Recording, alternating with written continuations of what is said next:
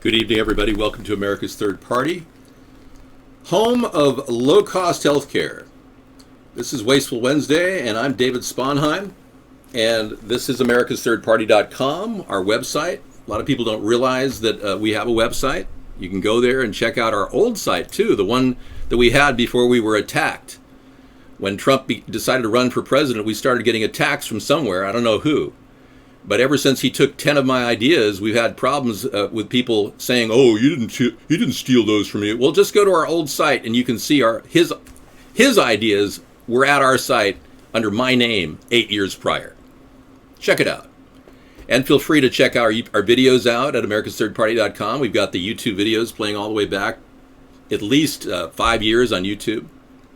You've got about 4,000 hours of broadcasting if you want to multicast that, and I give you permission to do that.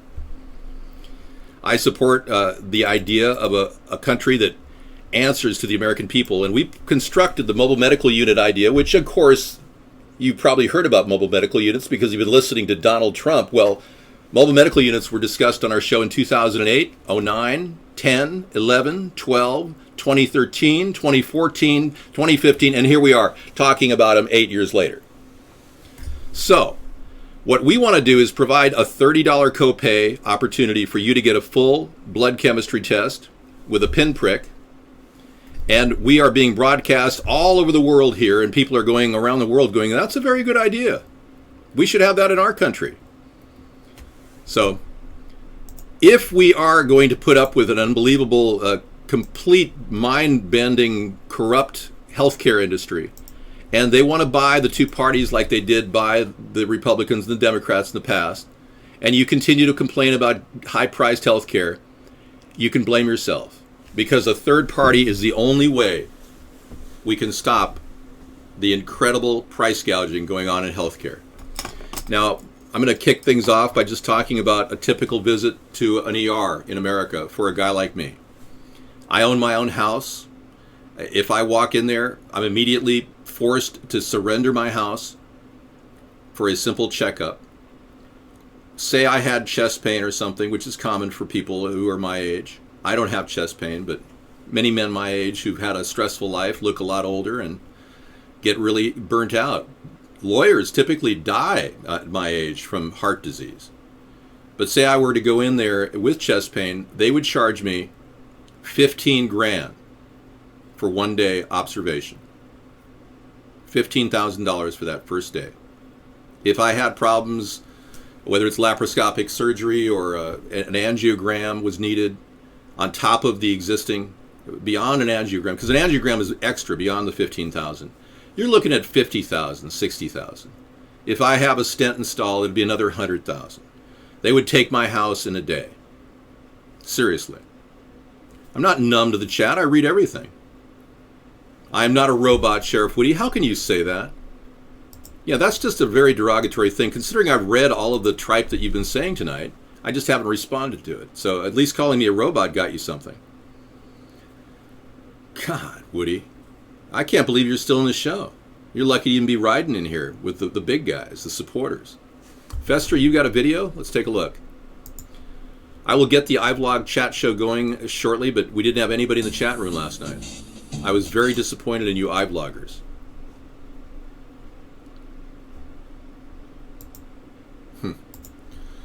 Okay, let's see what we got over here. Something about Natural High, Global Communication Remix. Okay, I can't play that because it could be monetized.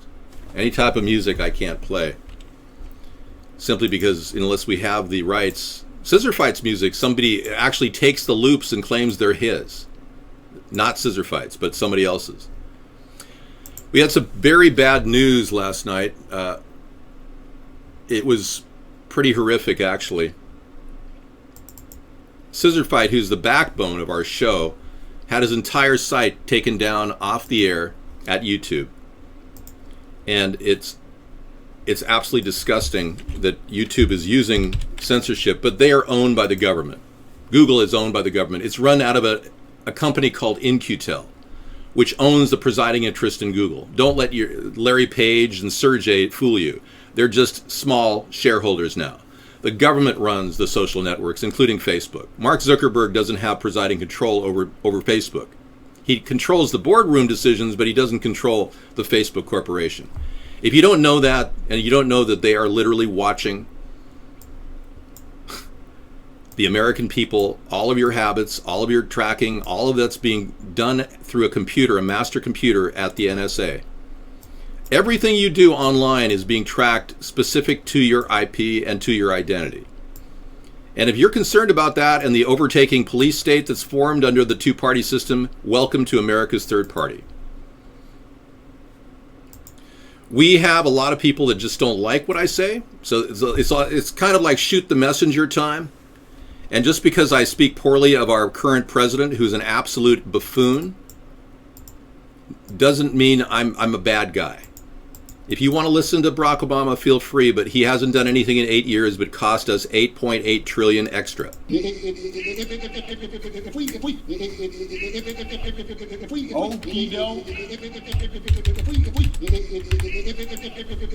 Okey doke.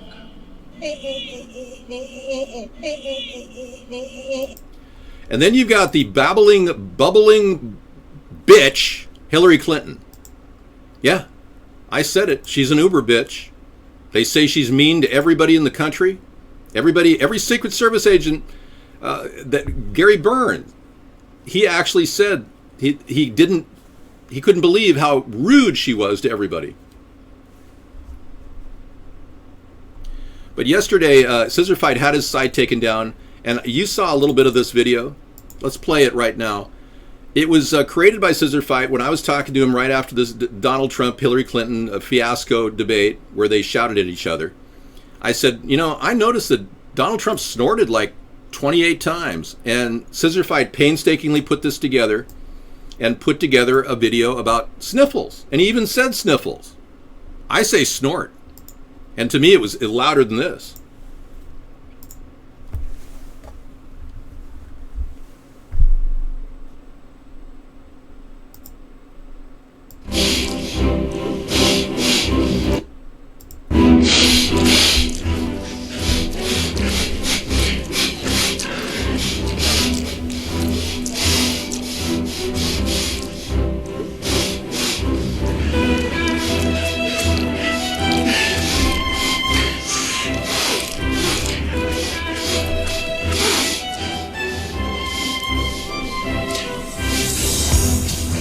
Wait.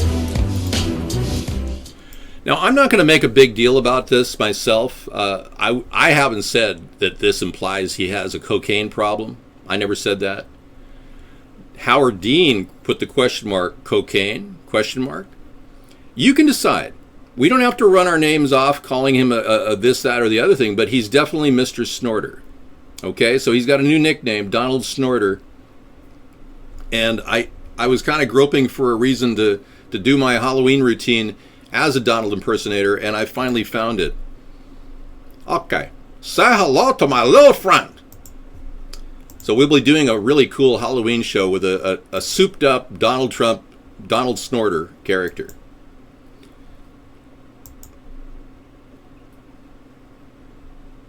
I will be the next president. You got to understand, I did this not because it was possible, but because it was impossible. I realized something a long time ago, that if you really do follow a dream, anything is possible. And throughout my whole life, everything I thought of that I planned came true. And this is included in that list. So when I thought of someday becoming the president of the United States, and this premonition happened when I was a very young child, I really believed at the time that I would go through the rigmarole of getting my at least a master's degree in law and going on to become an attorney, and then use the track to become a politician and try to avoid any crossovers into any bad behavior. And I was considered a pretty straight guy throughout my entire childhood, all the way up through high school. When I graduated #1 in my high school class, I would have easily performed very well at Harvard, Yale, Princeton, or Stanford, but they all turned me down.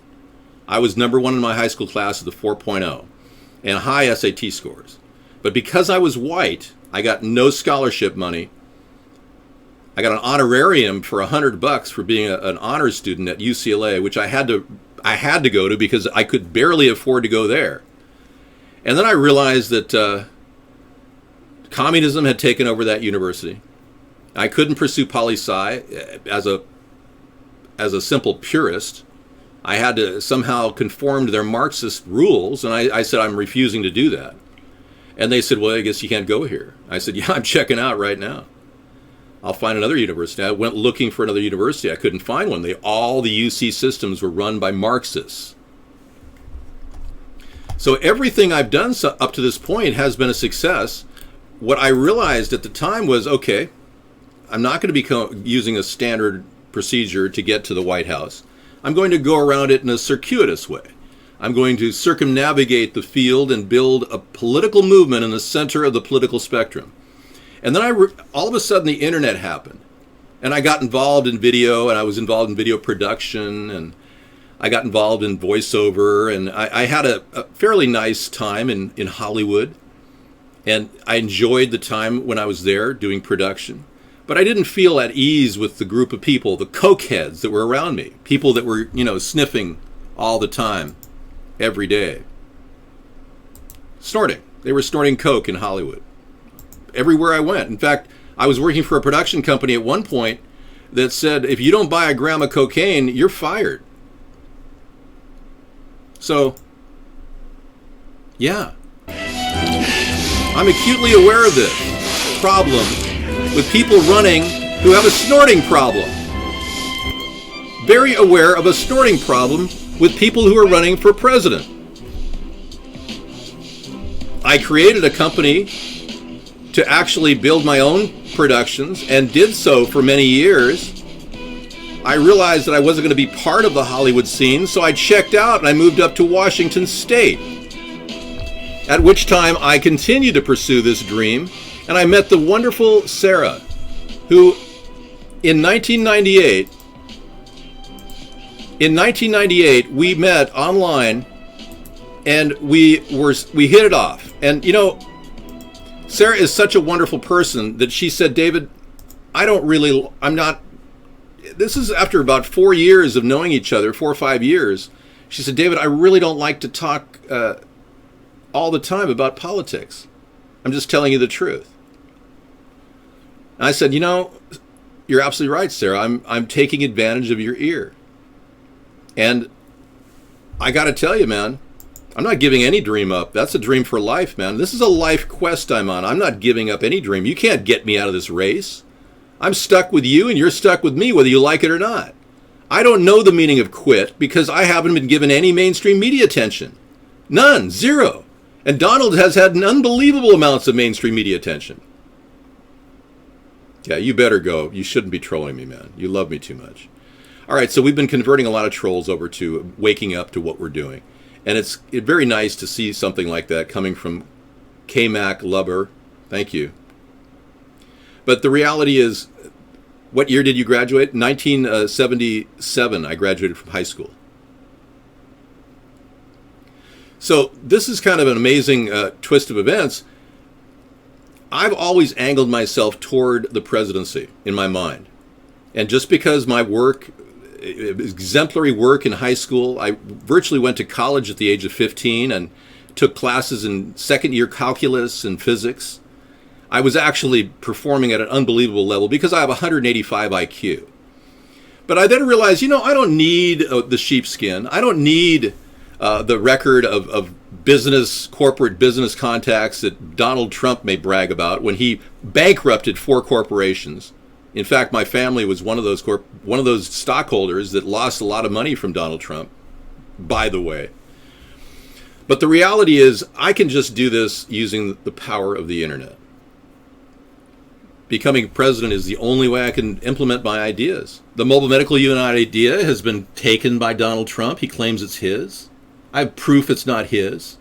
I'd be glad to go all the way and say that we've been running with that idea. Now, granted, I didn't create mobile medical units originally, but the idea of bringing them together into a healthcare plan is big on our list. Donald Trump doesn't have a public option. He has an $800 billion universal health care plan that you, the taxpayer, will have to pay for. His system doesn't require, or rather does require your taxes to fund. Mine does not require taxes to fund. We have an existing amount of money, $1 billion. We can make 200 of these units right now out of the Veterans Super Fund from 2007. It was a $135 billion fund that still has some money in it.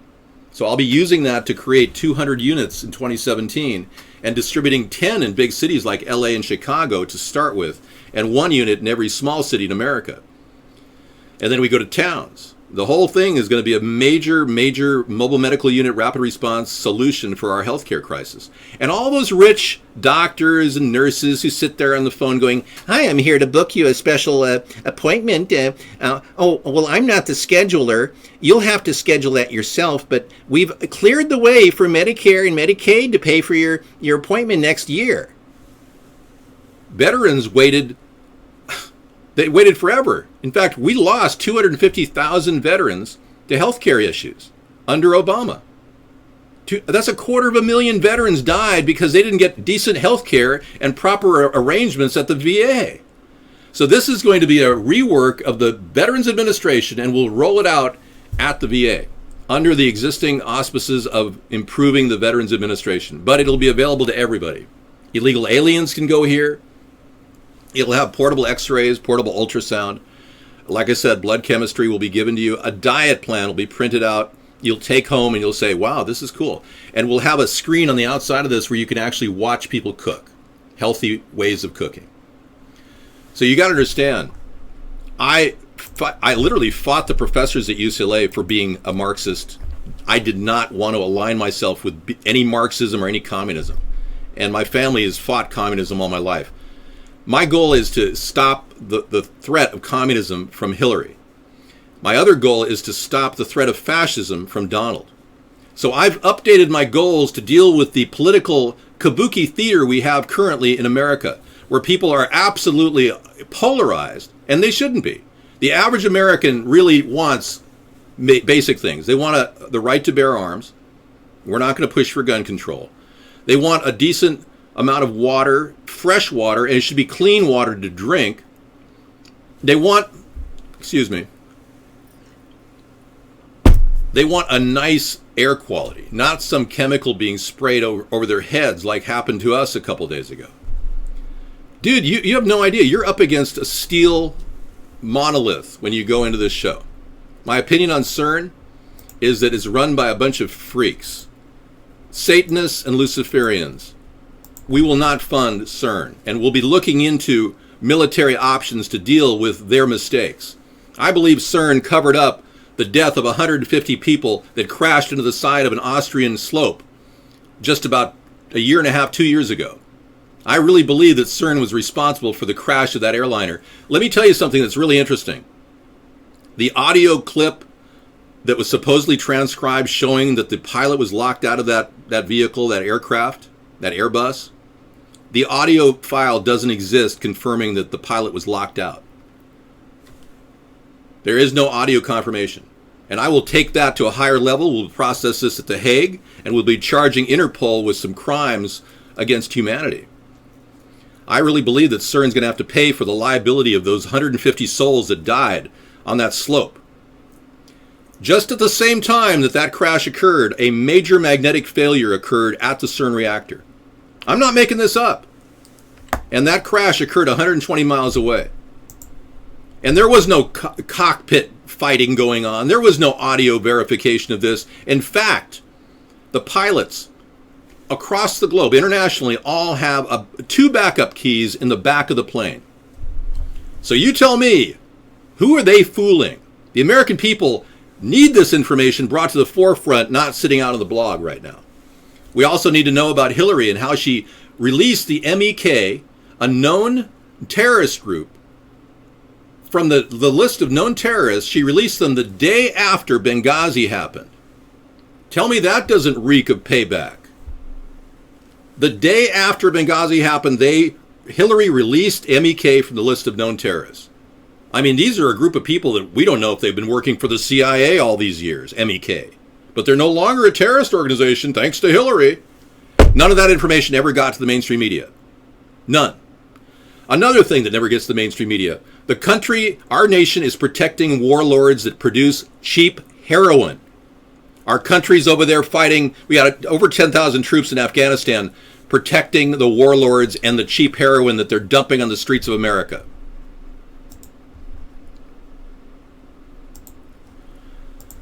So, as you can see, this campaign has all the earmarks that you like in the Trump campaign, because he stole 10 of my ideas. But we don't have the hardcore anti-hating Muslim category that Trump falls into. I will not ask to ID Muslims. We will deal with the threat of jihadism and radical Islamicism simply by going after the caches of weapons and bullets that these people may have in any one encampment in America. Essentially leaving every one of those people one armament, one gun or a rifle, but not two. And this limitation is only regarding religious groups who are gathering together just for their own safety. We don't need people planning on jihad wars within our country and especially bomb-making abilities. We will be looking specifically for that. So that alone is enough to deal with the threat of Islamists taking over our country. And yes, I do recognize there is a political component, and jihadism will be completely illegal and will prosecute on a case-by-case basis. Anyone caught forcing their daughter to marry a rapist will be charged with a crime. Anybody caught killing their wife because their wife looked at another man will be charged with homicide. My goal was to put a fence between the U.S. and Mexico. A fence can be built. A wall cannot. It would take 10 or more years to build a wall.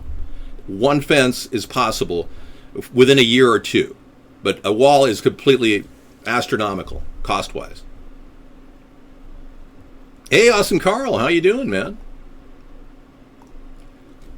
Awesome Carl's here. You've been out working, and I'm sure you're getting your advancement. He's been really doing well as a nursing assistant, certified nursing assistant. CNA, I think he's going to be trying for higher up, though. He wants to be a phlebotomist, which will be more money. Sheriff Woody, you're starting to sound like a real idiot here. So either you straighten up or you're going to the bandland, man. I hate to say it. Well, you've been in school and working, see? I mean, you're an amazing guy. You've kind of turned your life around in a big positive way.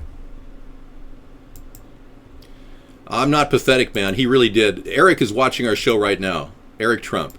We have good confirmation that he is directed by his father. I've got a hidden chat that somebody sent me a copy of Donald and Eric telling Eric to go to our chat and take our ideas. I'm not kidding either. Looks pretty legit. Well, thank you for telling me. We know about Islamabad. We know about the Binghamton area in New York.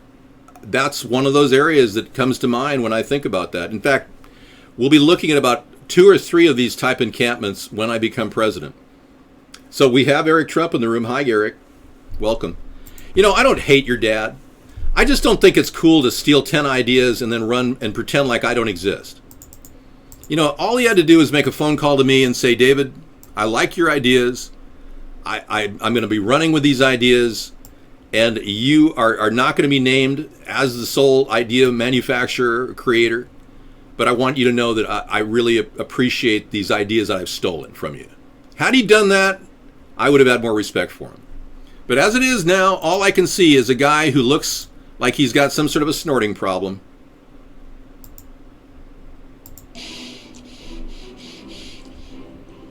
You're monitoring me from Allied Signal Corps. Thank you for coming in.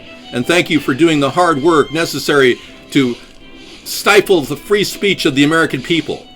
Now go and take a dump and put your head in the toilet and flush it. Wait.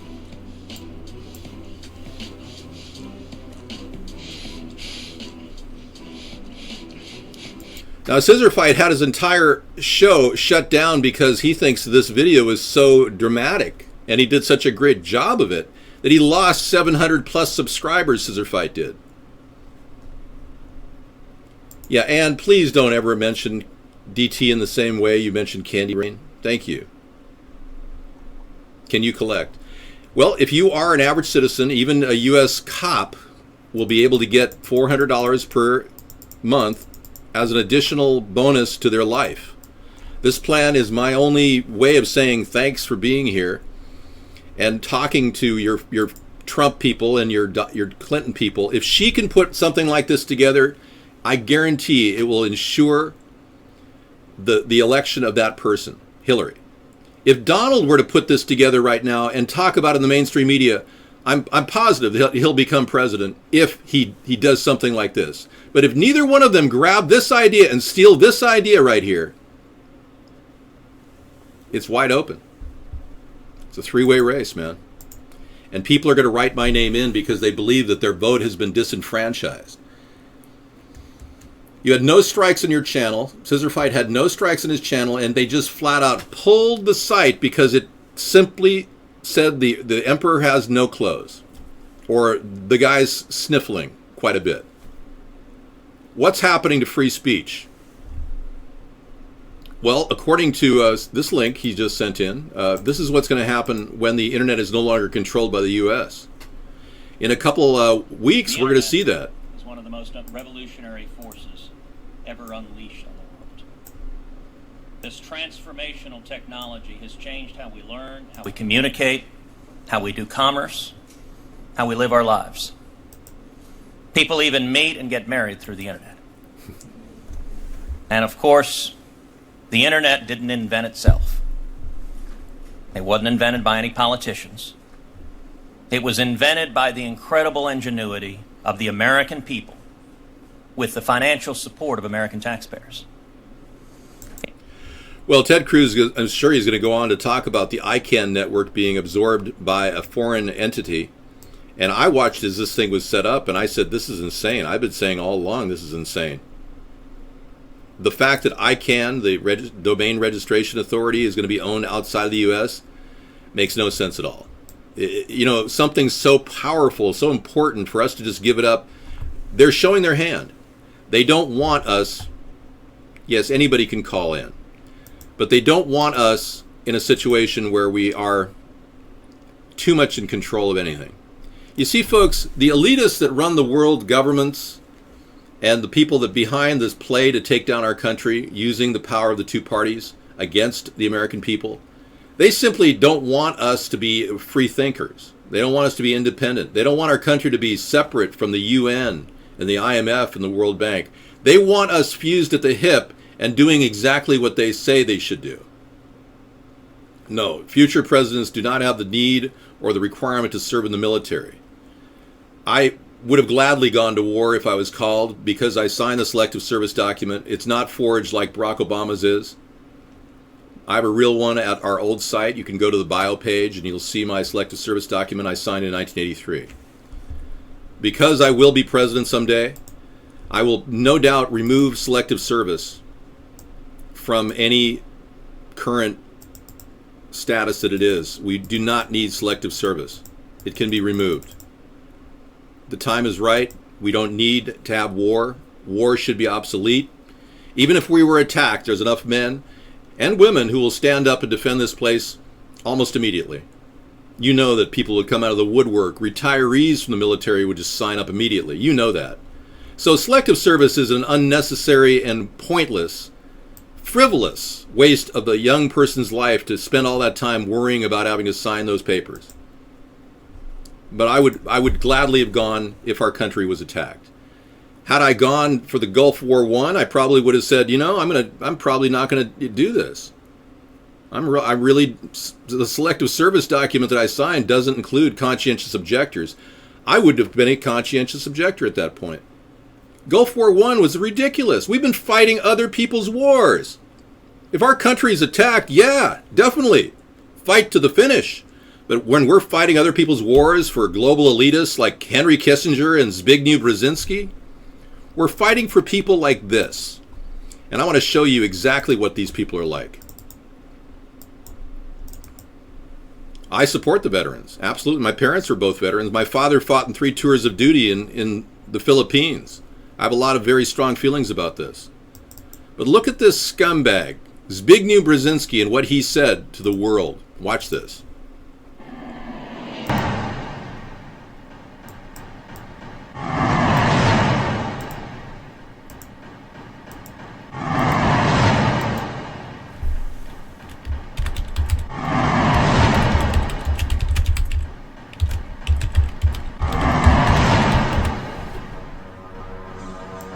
He spoke in 2008.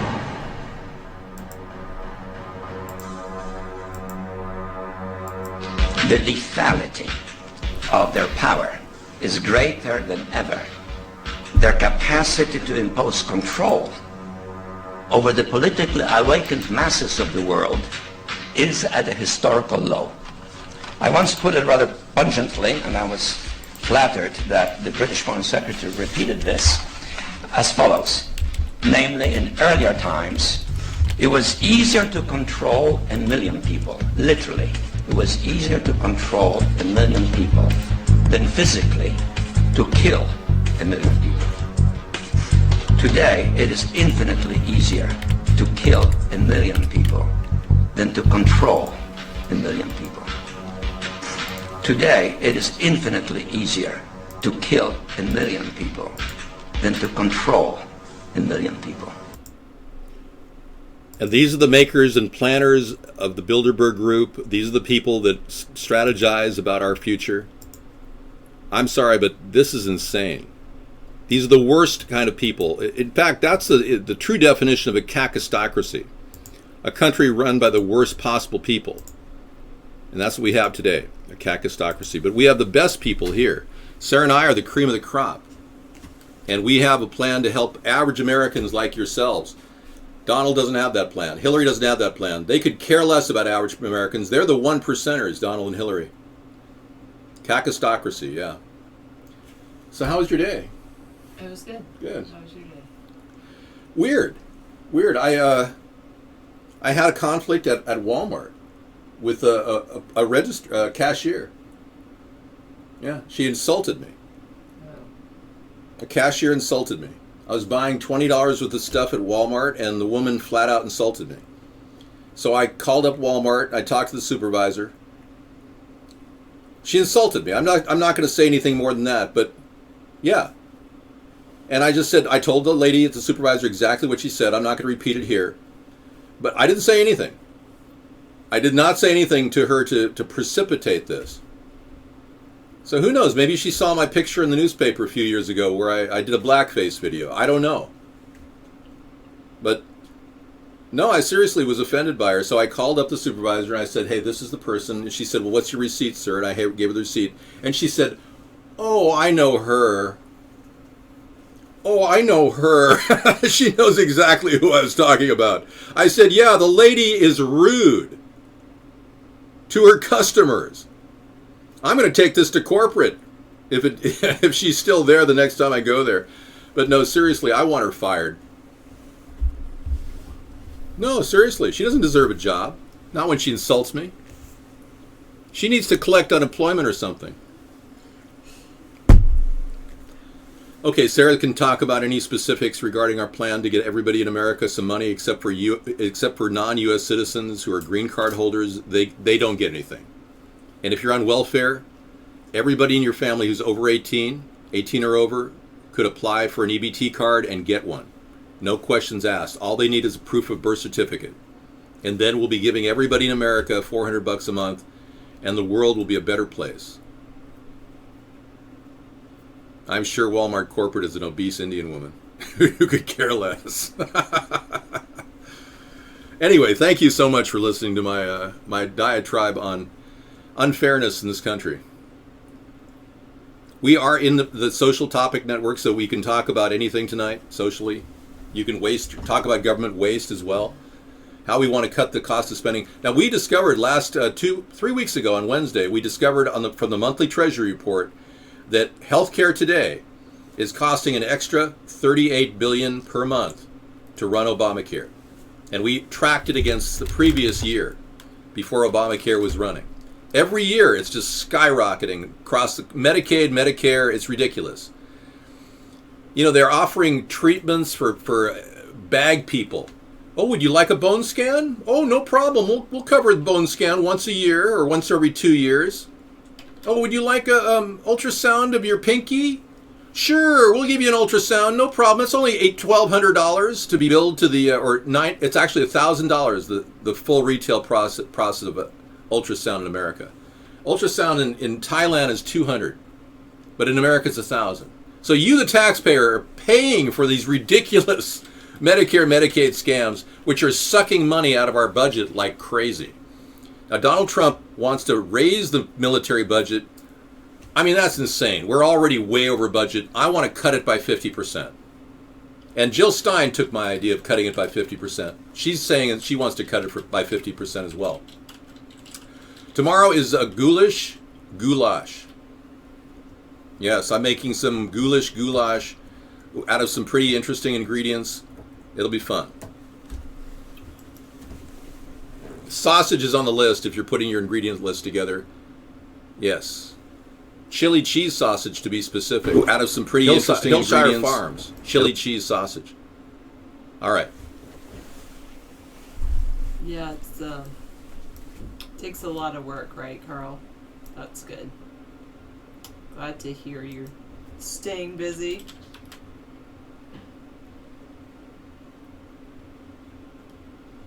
Sarah better work late, eat on the road. It's like so not a sentence. It's totally not a sentence. Yes, Sarah is a little sleepy. I know the party just began, but it's Wednesday, so I guess it's kind of like hump day. Maybe that's why I'm tired. I'll speak more directly to the microphone. That will be good for you. Would that be better? Yes, I'm sure you'd like that. You can take it easy today. Yes, the week is halfway over. That's good. All right, sorry about that. I know sometimes I speak softly. In my dreams, 180. Only in my dreams.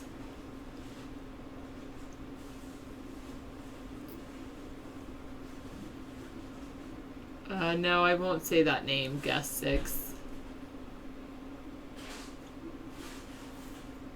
I'm going under the radar, but Hillary had a brain surgery in Sweden in 2013. I thought I remember hearing something about that. Thanks, Sammy's dad. Good to hear about the specs. You've tried watermelon juice? I like watermelon and probably would like watermelon juice. Hello, Ronnie. Oh, thanks. You say I look good with glasses. Thanks, Laura. What do I think about Donald Trump? I don't have anything nice to say. So my mom said when I don't have anything nice to say to not say anything at all. Yes, I know. It says Trailblazer. That's what my shirt says. Trailblazer.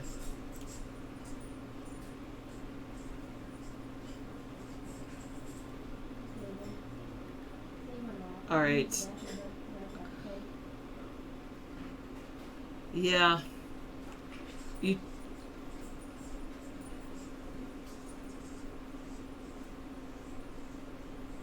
Okay. Now you're not happy anymore. I would ask this 3, 4, 5. What do you want in your life? That's the biggest question. That's why you're not happy. You haven't made a decision of what you want. Oh, did I?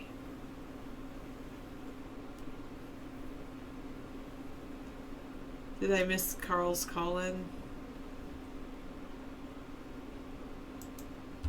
Thank you, Ronnie. HBI. All right. What year did you graduate? Well, 238. If you're still there, I graduated. Well, are you talking about college or are you talking about high school? I graduated in 1996 from high school. All right. You think I'm flirting with you? No, 753. I'm sure I will hear about it later. Are balloons magic? In a way. I mean, they have helium. The helium-filled balloons are really cool, and the fact that balloons stretch out to, take on the a different shape, that kind of makes them a little magical. I'm young. Yeah, I'm pretty young. Yeah, David's much older than me. Well, yeah, pretty much. Explorist. Maybe 3. But yeah, pretty much. You bought my calendars? Thank you for doing so. Correct answer, Sarah. Balloons are magic. 1,000 points! Yes! Score. I like the human interaction. 869, I guess. I'm good at it. I wouldn't mind working online either, but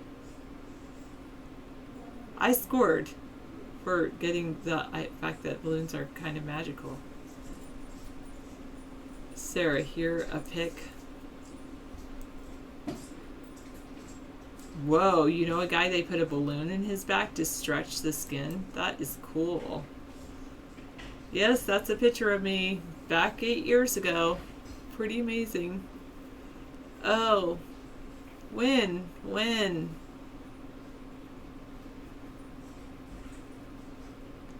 Thank you, 774. Yes, you all are good at being humans. Yes, where kids won't need teachers because they'll have automated machines teaching them. But they'll need to be taught on how to access their automated teachers. You want to brush me while I chew on apples. That would be a fun thing. I just did have some apples. When? Thanks, Explorist. Yeah. I'm still me, but I still have a big forehead. Should I have bangs? Let's see. I haven't had bangs in so long. Should I have bangs?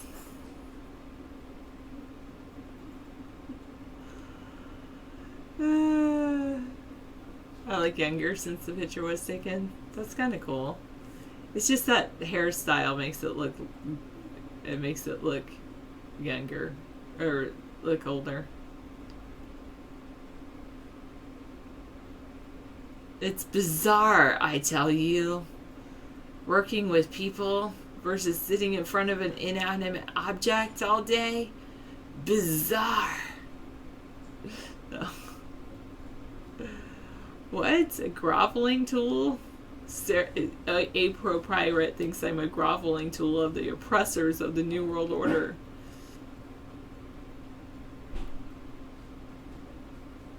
Alright, go hit those boots again. Quick to the medical unit. Your hair is obstructing your vision. Snip, snip, snip, snip, snip. And then I look like my old self.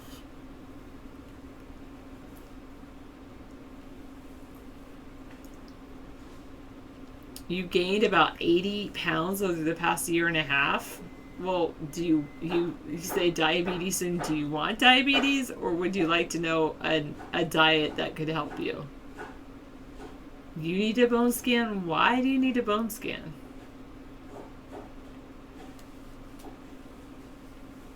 Why, oh, why do you need that? You don't want diabetes? Then look into a book called It Starts With Food, and look into a diet called The Whole30.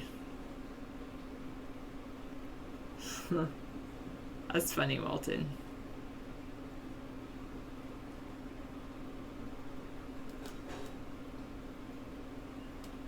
Your hero? Oh, goodness.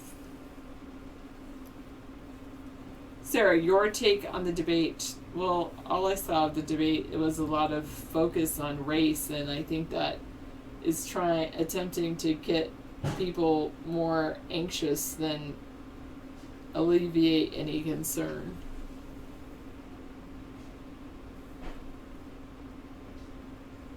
You're thinking to wait till diet next summer? It's winter. It's just not worth dieting. I know it's hard. It's difficult to diet in the winter because, you know, the weather's colder. So then you're like, I'm going to have some hot chocolate. I'm going to have, you know, and then the holidays come around. I'm going to eat pie and all of those things that are funny.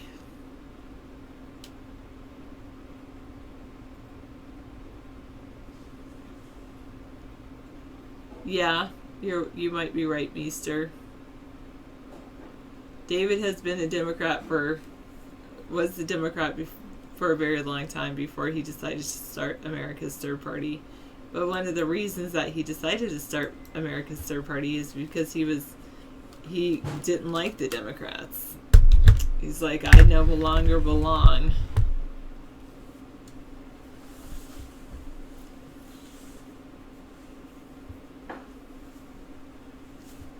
Okay. Are we planning to remodel our house anytime soon? Not really. Why do you ask that? I like DT Laura, what I know about her. What are you talking about, Mr. Ma'am? David's not a member of anything like that. Amherst Education? Amherst College? Who went to Amherst? Sammy's that. Did someone in the room go to Amherst? Oh, thanks, Fester. I do try to be a real person. Oh, you went to Amherst? Oh, okay. Very cool, Explorers. No, I would just paint myself. I don't need an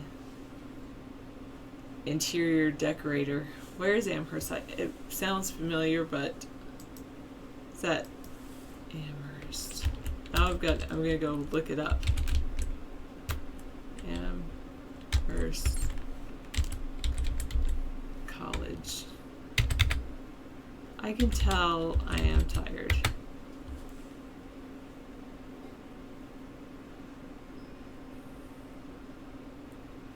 Oh, in Massachusetts. Wow. Very high tuition, in my opinion. What was your major, Explorers? It's a private college in Amherst, Massachusetts. Very esteemed. Very awesome. Way above me. I was just like a little girl, went to Western Washington University. But I did graduate magna cum laude. I know I could have been magna cum laude, but I got an A- just because I was a little overwhelmed one quarter.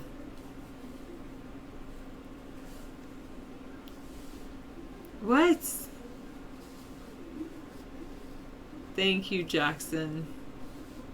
Summa cum laude, thank you. Thanks for correcting me, Sammy's dad. See how little I know? Or how tired I am. One or the other.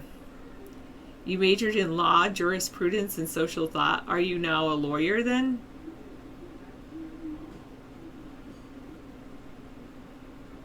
Abnormal's like, my major is in common sense and street smarts. That's pretty cool, Sammy's dad. No, you're not a lawyer, you're an explorer. Oh, hence the name, the Explorist. Is it expensive to go exploring?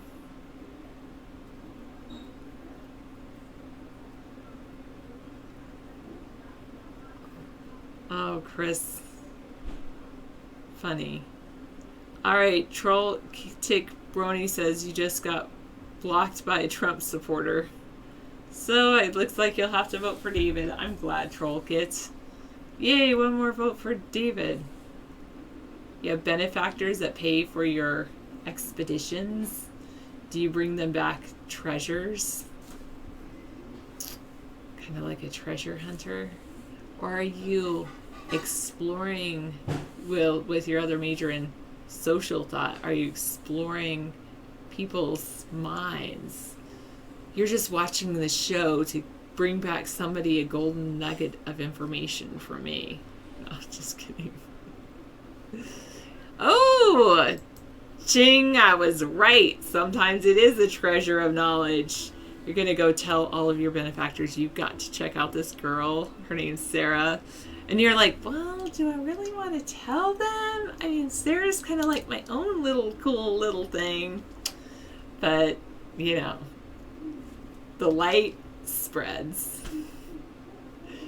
just the way it is.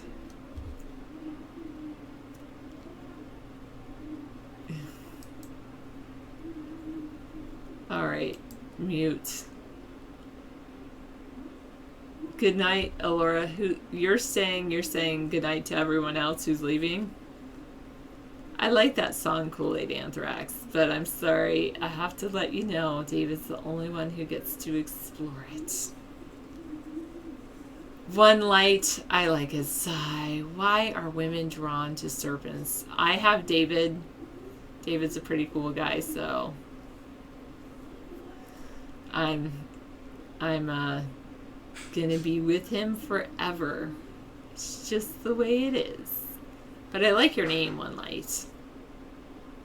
In some ways. In other ways, I'm like a little hesitant, but that's another story. Alright. A man's character is judged by how many lines of green eggs and ham he has memorized by heart. Do you know the cool thing about green eggs and ham? Oh, okay. Green eggs and ham is has 50, well, there's more than 50 words in it, but those 50 words are said more than once. So, anyway. Aw, that's cool, Laura. I'm glad to hear it. Dreams can be nightmares, too, sometimes.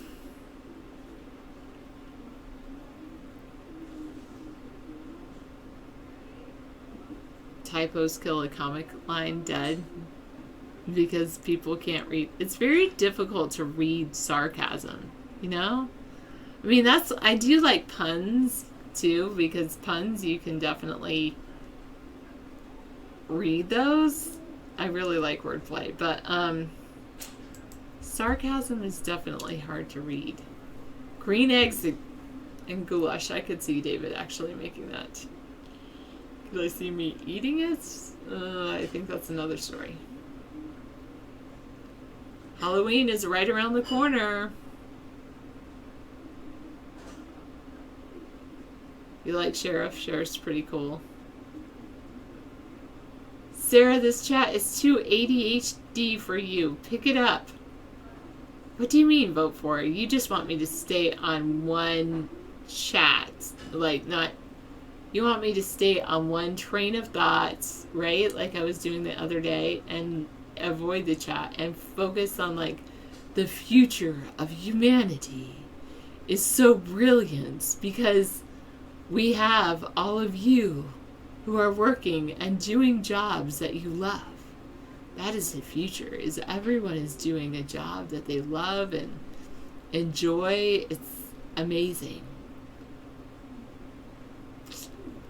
And I was saying what I believe in. I believe in some funny things because I believe that we need to build more relationships, especially between police officers and community groups, especially community groups that have minorities. I have a dream that one day we will all be doing the jobs that we love, that we will be living the life that we love. David does not wear a wig. Looking at the pics probably gonna make me laugh once or twice. Oh, an executable file. I'm probably I believe you, Fester, but I'm probably not going to click on it during the show. Maybe you can email it to us. The future is here. Vote for David.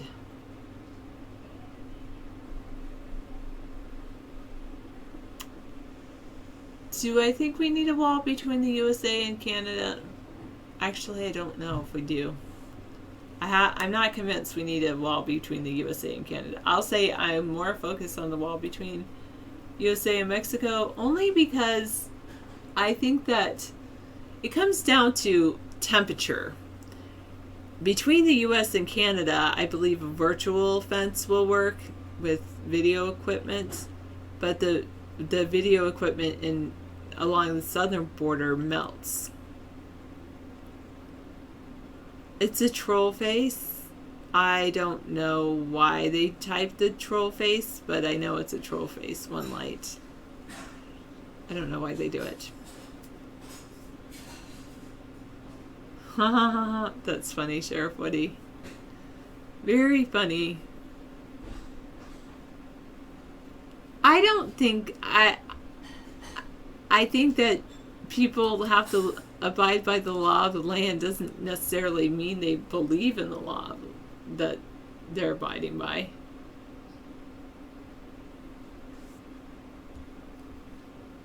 Oh.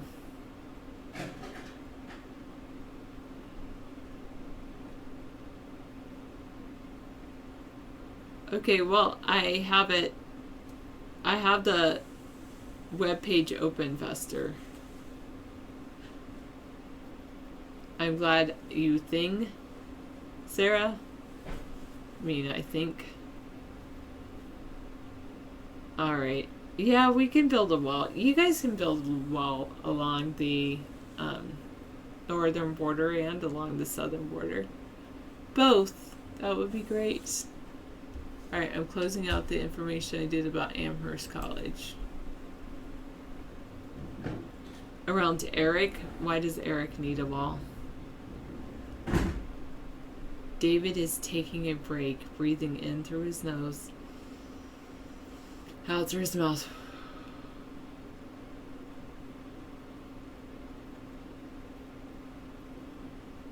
You want to make a wall and fill your side of it with Sarah's? If you could find more explorists.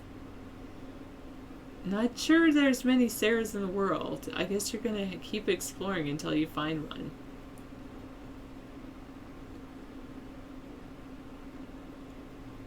You can barely hear me. I'm mumbling. I'm sorry. I will try to enunciate my words. I will try to enunciate my words. I'm not sure why the microphone is so low or something. Or maybe it is my voice. Alright. They have a... Wow. Trafficking going on in Canada? That's not good. You're welcome. I don't know how many names the Antique has. That would be a good question.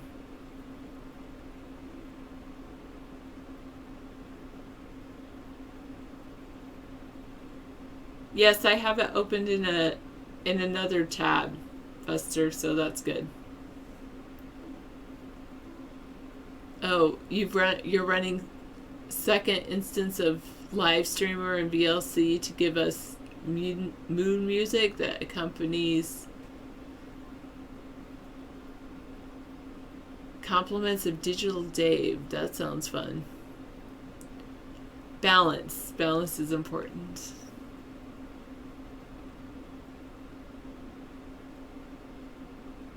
I am not downloading it. I just clicked on it. I mean, not to download, but to open the link. I'll try to remember to tell David what it is when he gets in here.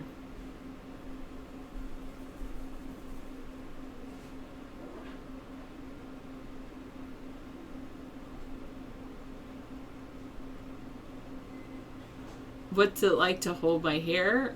What is like to hold your hair? Are you talking about hairspray, or are you talking about me just putting my hands in my hair? It feels like hair. That's what it feels like.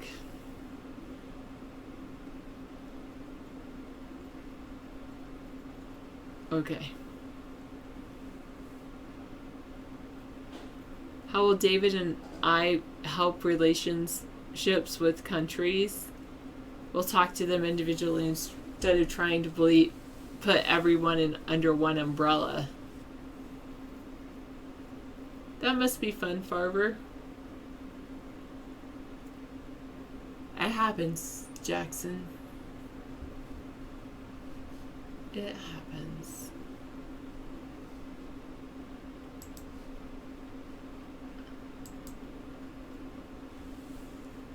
This is what will happen when the internet is no longer controlled by the U.S., according to this speech.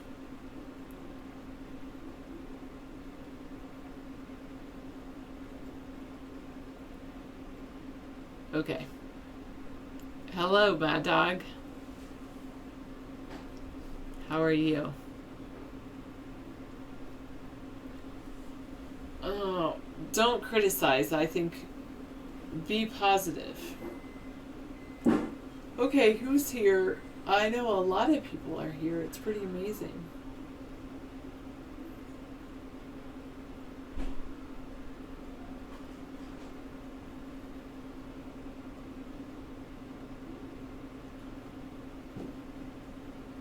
That's funny, Antique. I never heard that saying before, but good point. I like that "say something nice" that Von Lai put in the chat room. That's a good addition. He's probably had it for a while. I just didn't notice it. But it's pretty cool.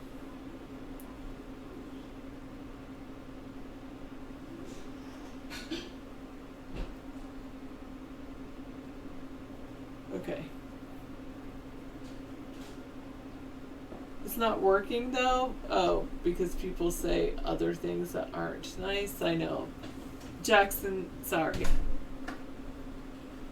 No, not today, but I did take a shower. I should take a nap. Hello, Mr. Glue.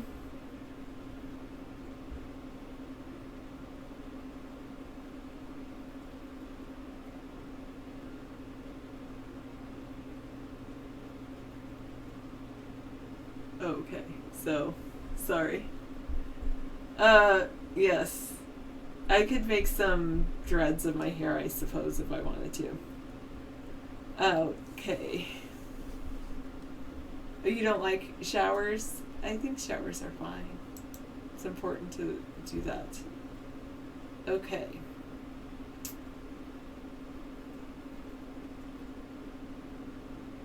Why are you targeting people of a certain, talking about people of a certain race, 365? Can't we all just get along? Everybody's the same.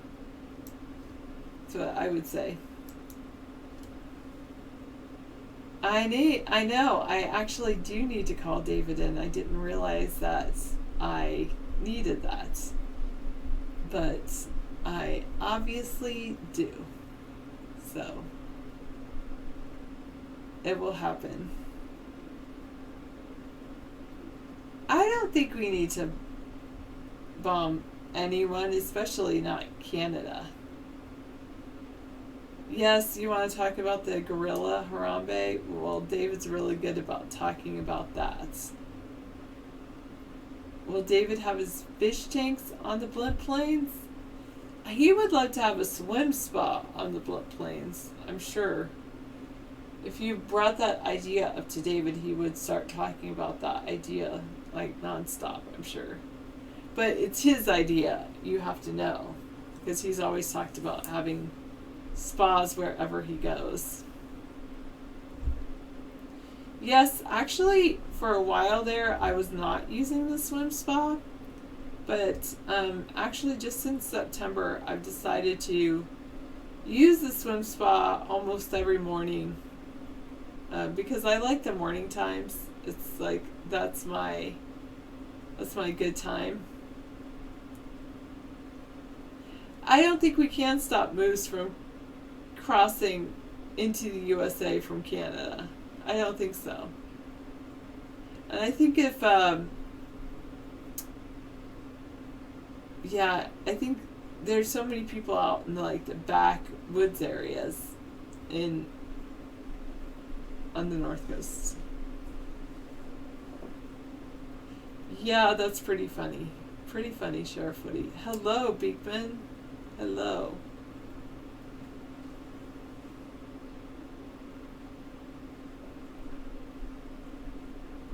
Well, we could stop a lot of people with a bomb, but I wouldn't want to use a bomb unless absolutely necessary. Say something.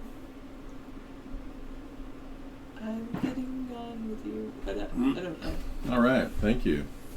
I'm giving up on you. Did you try to get that shirt placed yet? Yep. Did they do it? Are they It's thinking on about the it? way. Cool. All right. Thank you very much, Sarah. Big day at work. She comes home and does this. Isn't that nice of her to share her life with you? I know. It's pretty great to have a lady as wonderful as she is, to have at least helped me with my dream. Thank you. This tie is from a company called Scorched Earth out of Australia. My sister bought it in Sydney. Hello, Australians. Welcome. The profits go to the Aborigine people. Isn't that cool? Yeah. Squid's a little tough. Yeah. You got to merely marinate it or just eat it tough. I'm not high on weed. No. God, what's your problem, man? I thought you got high every day. Oh, my God. You're here? Okay. Looks like a bad rug. What do you mean? What do you mean rug? I do occasionally vape when I feel like I'm stressed out. It's very nice to have that ability here to legally, recreationally vape or smoke whatever. I know. You live in a legal state where you can't do it. Michael Savage got cut from the network. Did you hear? He got cut off of that network he was on.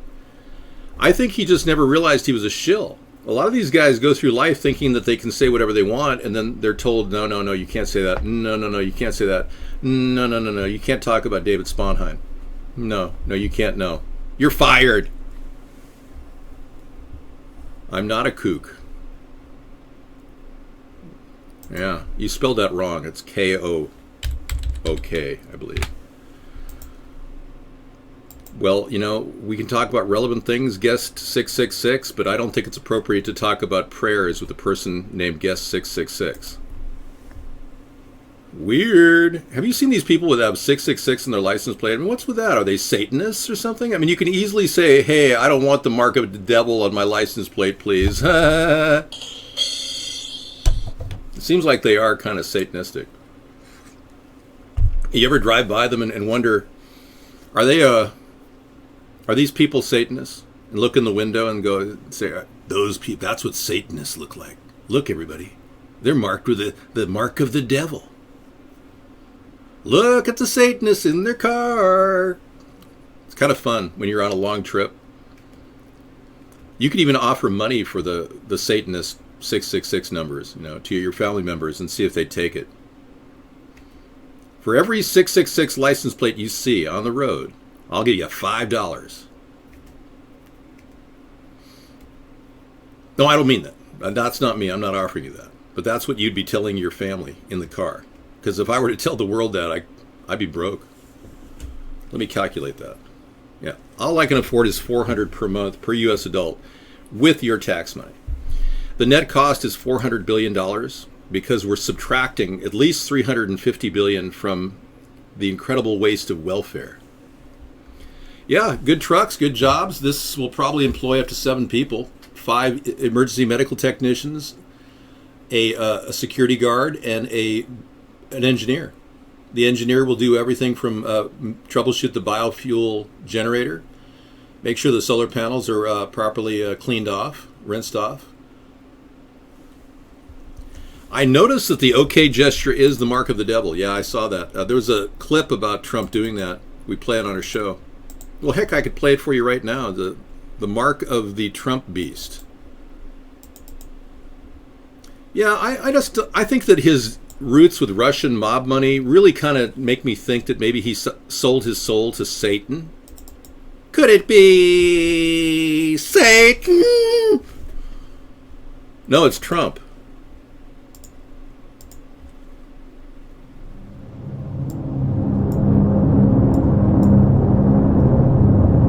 Never mind.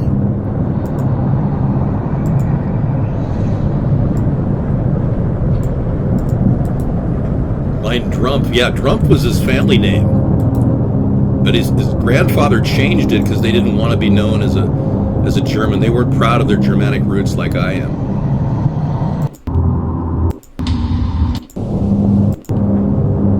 Now look at that mark of the devil.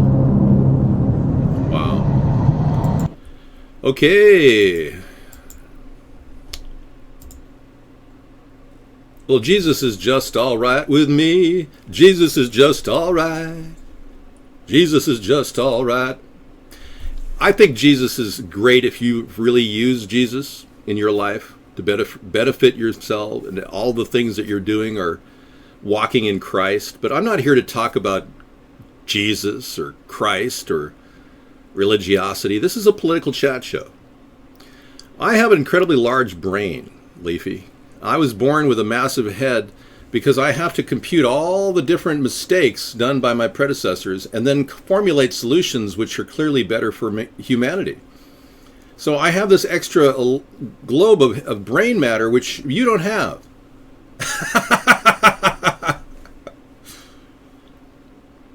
Shut up, Dave. We're jealous of your forehead.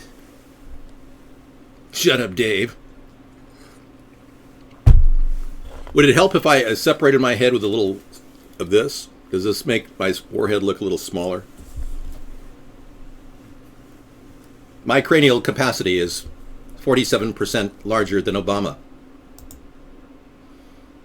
You look like a waterhead, baby. I do not do a Skeletor laugh. I'm working on my goulash tomorrow. Yeah, I'm getting the whole Halloween thing. It's going to start October 1st. I'm going to do Halloween all the way to the end of the apocalypse. I believe this is the month we'll have a big event.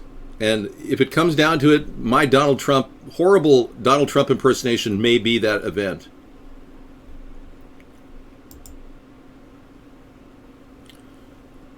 Yeah, well, you can hack because you got a cold. What, did you touch something that was contaminated, DT Laura? Did you touch something that someone who was really, really, really sick? Stay away from people like that. Seriously, you got to and wash your hands. Don't touch your face during the day. I would never release my dental records. Are you kidding me? Those are sealed with my dentist. If he releases them, I'm going to sue the crap out of him. Yeah, he has no right to release them without a signature or a reason. I'm not hiding anything. Great teeth. I think my dentist is glad to see me when I go in there. I really have been very careful to maintain my teeth. Beneath my veneers, I have a set of good teeth that I chew with. It's just that when I was younger, my father or my mother said that I needed to be on tetracycline because I was sick a few times. And a lot of young people in the 60s got tetracycline teeth. They lost half of their enamel. One of the byproducts of tetracycline is that you lose your enamel in your teeth. So the dentist said, hey, Dave, you got some enamel loss. We can't really do anything but whiten it. And even then, it's marginal how long that'll last. So I said, I'm not gonna marginalize my whitening issues, and I don't want to take away from the longevity of my teeth by whitening my porcelain or remaining enamel. So I wear this during the show, and I can drink milkshakes with this. You can take me over to one of those health drink stores and just load me up. I don't have any medical records. I've never had any medical problems in my life, except for when I was a child.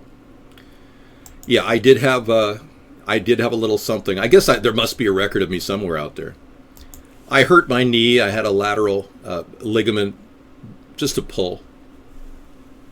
And one of the orthopedic guys, I think I was 15 years old, Right around when my actual GPA, DavidSponheim.com has the record of my grade point average when I was in high school, just to show that I was a 4.0. And if you go to the site, you can see that, DavidSponheim.com. And down below is a join the voter revolt, everybody. It's very revolting. Yeah, don't give up this opportunity to step up against the two-party system and say, hey, I'm an independent thinker. But if you scroll down the site a little ways, you will see a copy of... Thank you. I never get sick, no. I'm incredible. This was my IQ test I took at the age of 15 in 11th grade. As you can see, I skipped a grade. I skipped 7th grade.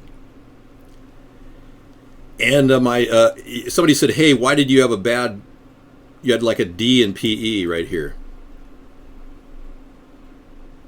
And it went up to a B.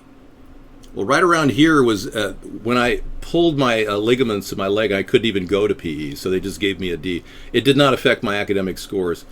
4.0 was still... Your PE grades don't affect your GPA. But anyway, let's talk about the country, shall we?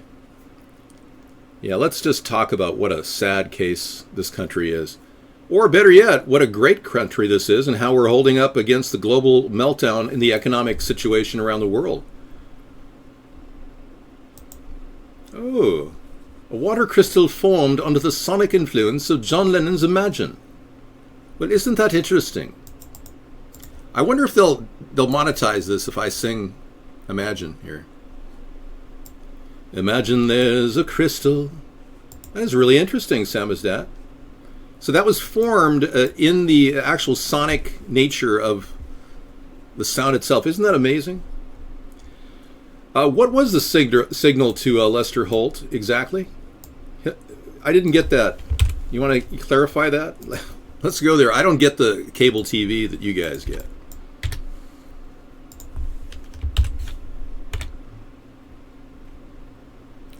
Did Hillary Clinton give hand signals to Lester Holt? Okay, let's take a look. Well, I think I know what I do, but thank you. Thanks for asking. It's significantly different when that happens. Okay, here we go. Oh no, it's going directly to InfoWars.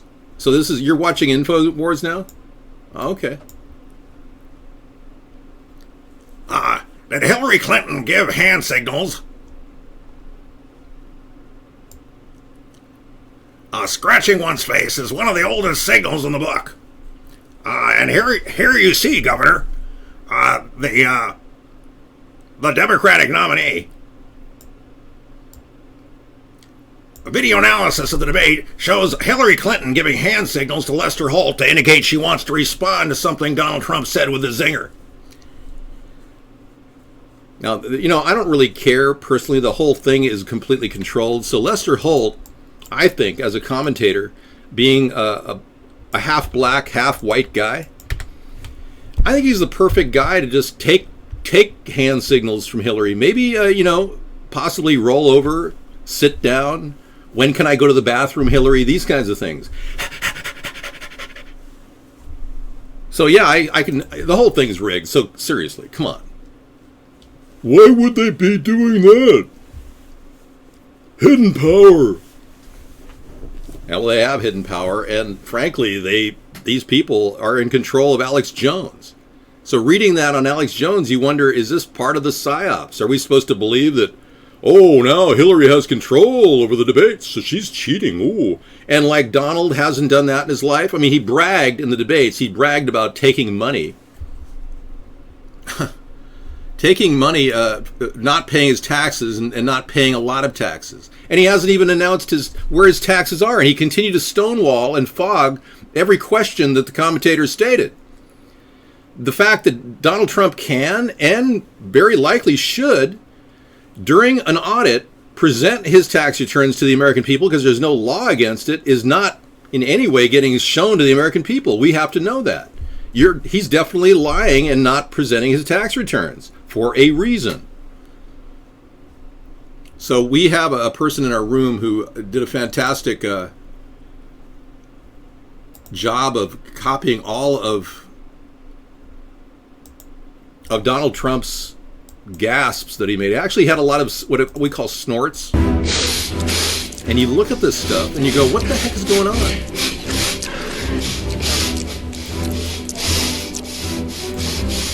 Why was he snorting so much?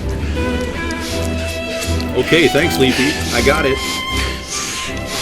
So you don't care about Trump not paying his taxes? You want him to cheat the government? Oh, okay. You know, when a person makes a lot of money on the backs of exploited labor over in China and then says he's going to get rid of outsourcing, don't you see the hypocrisy in that? Or are you an absolute moron?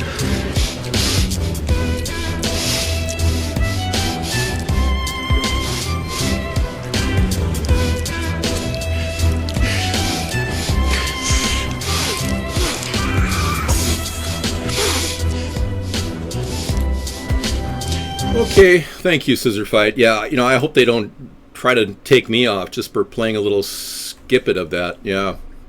Losing 700 subscribers is not fun. And Scissor Fight works really hard at getting his subscriber lists up because, frankly, like me, he's been suffering from the dreaded hit counter lock at YouTube.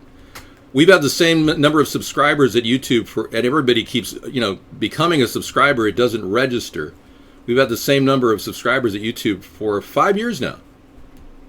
What are the likelihood of that? What's the likelihood of that in a free and democratic nation? Yeah, Trump is not... He looks to me like a hedgehog when he does that sniffle thing.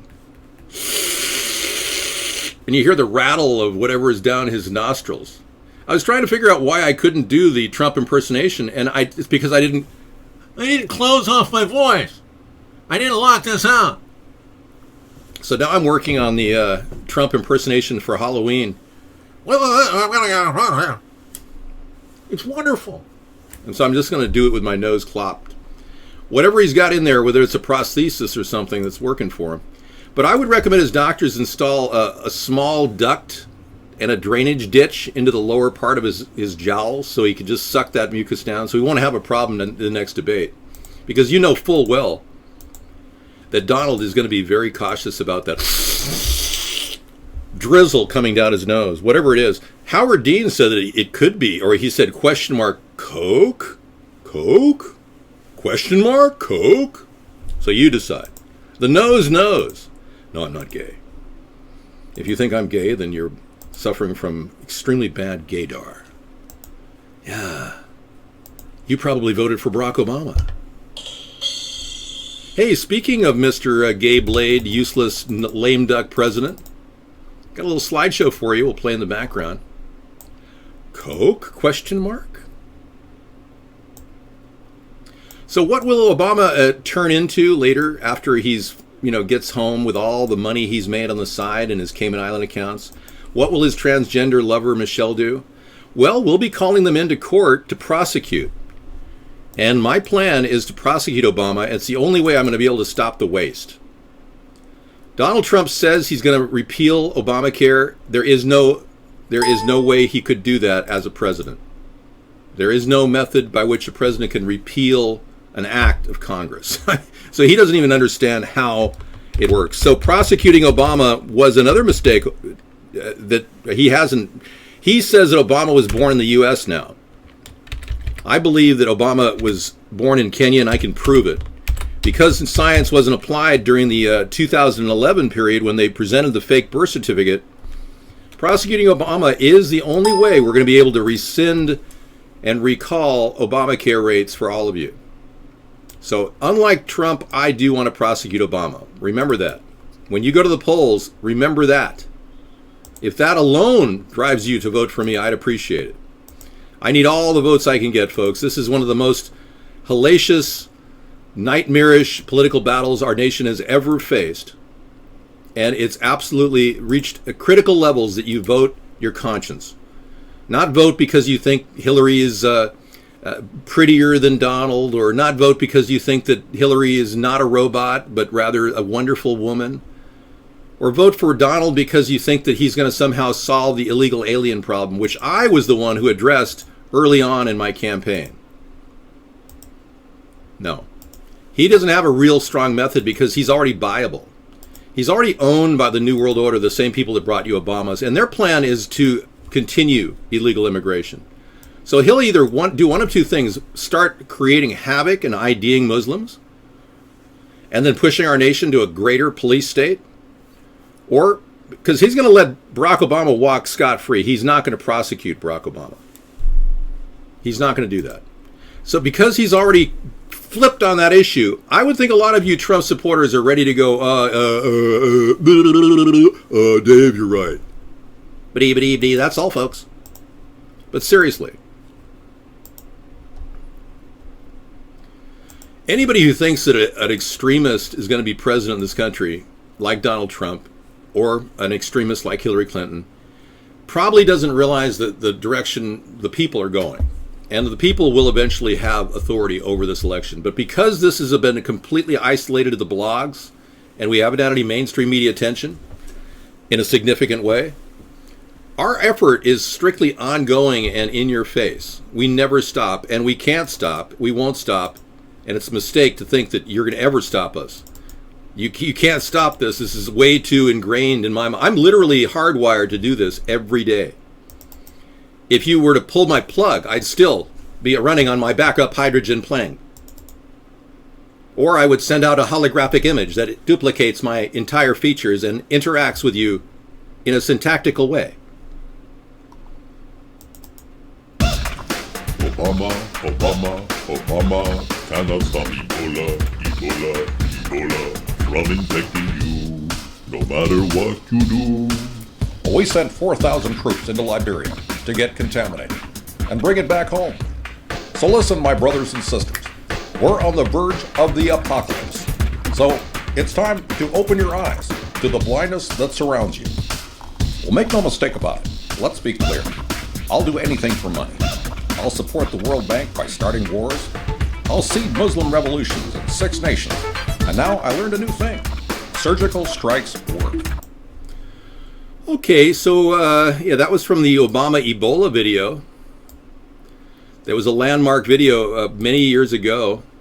I think we did that in 2012. Wow, time flies. So yeah, you can go ahead and believe that somehow Hillary's going to pull a rabbit out of her ass and do something different than Obama, but she's the same old, same old.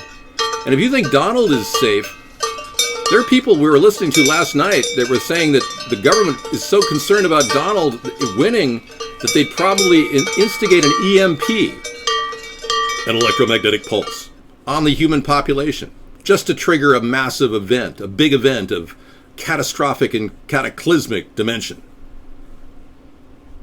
What are your predictions for the election? I will win. Why do you have to spoil the fun of me running, Beekman? No, I don't have a thyroid problem, and my right eyeball is in perfect alignment with my left eyeball.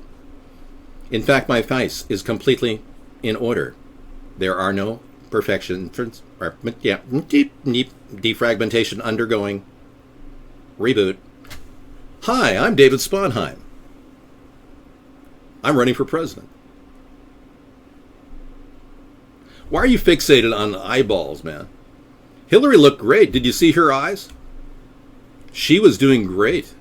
Yeah. What do you think about her demeanor? Do you like how she handled herself?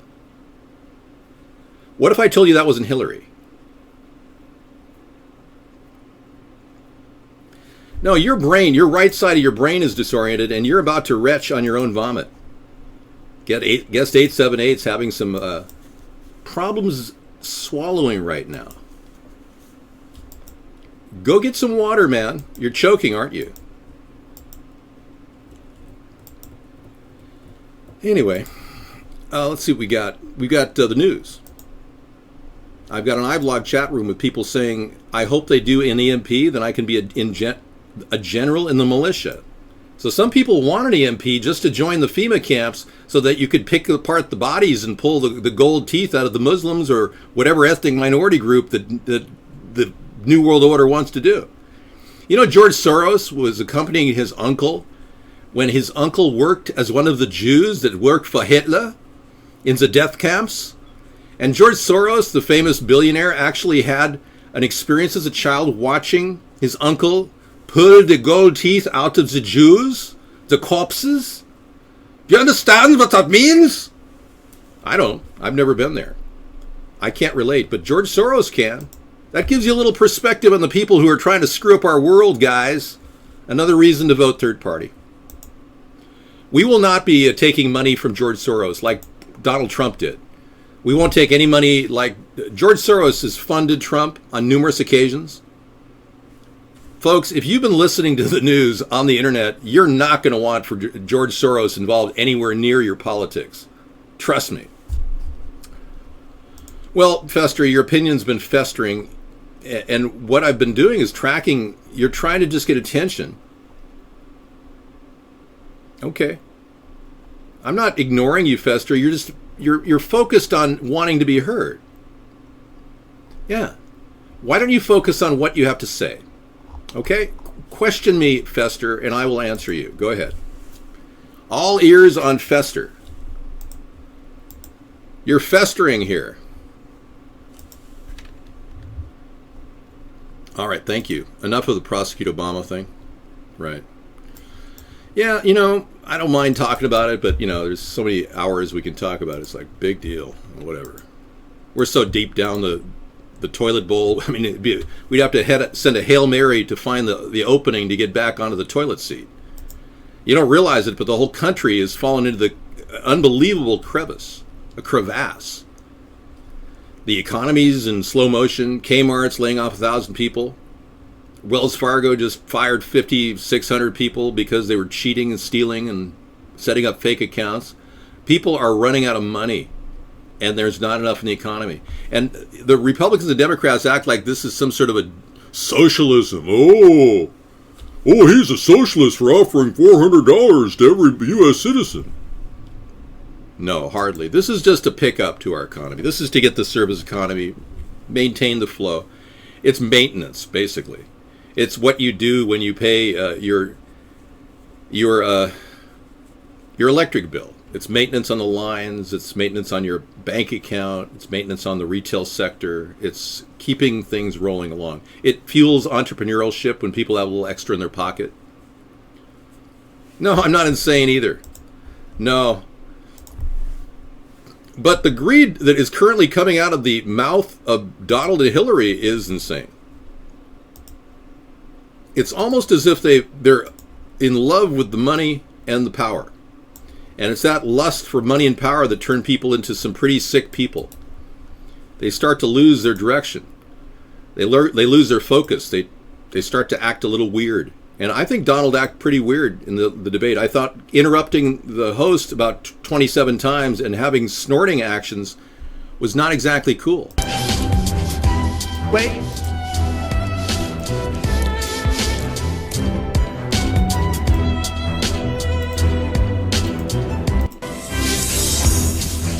Wait.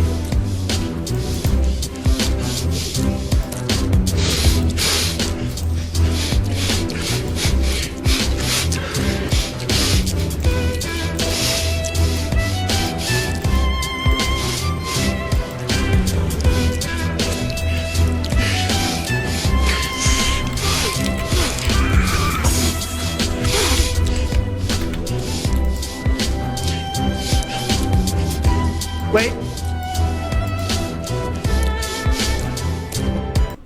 So if you're concerned that the snorting activity of your president has led us to where we are today, how many people believe that Barack Obama is a cokehead? Anybody? Anybody? Push one if you believe that Obama's a cokehead. You do? One. Let's see with a show of hands how many people support this idea. Wow, a resounding 111. Look at the number of people that think he's a cokehead in the room. 2 doesn't count. That's not like 1 plus 1. That's 2. 1. Look at this. You need a snort, you cheap Canadian. Oh, I see. You're a whiskey drinker. Yeah. Okay, well, we got a lot of people who think he's a cokehead. He did admit to smoking crack in college, and he actually wrote about it, or somebody wrote about it. I think Bill Ayers wrote about it. Bill Ayers was his confidant, and he took care of Barack Obama when he was 10 years old. Bill Ayers was like a father to Barack Obama. William Ayers is the known radical, communist radical. He's also a really good writer. He's an excellent writer, English professor. A resounding number of people in our chat room who bothered to put the one in were really, of the belief that he's a coke addict. So if you think that you've got a coke addict now, you certainly don't want a coke addict for a president. Now, I'm not saying Donald Trump is a coke addict, and I'm not saying Barack Obama is a coke addict, other than the fact that he did smoke crack in college, and it has a 97% recidivism rate, meaning he's 97% more likely to be doing crack cocaine right now. So, being I've never done crack cocaine, and I don't want to ever do crack cocaine, it's not something I plan on adding to the White House back room. But can you imagine having another crackhead as a president? I'm not saying Donald Trump is a coker at all. But can you imagine either Hillary or Donald being a crackhead? Wow. Boy, this is getting pretty weird. Well, yeah, I smoke marijuana. I have smoked it. I mean, I will admit that. And we're going to have a humidor in the White House offering an amazing array of smells on a button. You'll be able to hit a button and taste any variety of weed in that one humidor. So what it'll do is it'll release that small amount of vape in the small area that you're in, and you and your friend can sit there and vape out to that one hit, and it will not allow you to hit the button more than once. So you only come into the humidor once, and you're only allowed one trip per day. And then you come back in the Oval Office and go, "Hey Dave, how you doing? This is pretty cool, man." And then we go, yeah, you're really, what did you try? The Maui Wowie or the Kush? See, there's all these names now for all these things. I didn't even know this existed until I went into one of these recreational marijuana stores. And it was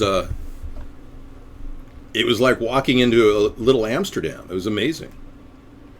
I'm not crazy, no. I think listen to you talk to yourself. Hang on, we got print screen time. You notice how calm the whole show got when I put the cow behind me? You should see how calm it gets when I put a gerbil behind me.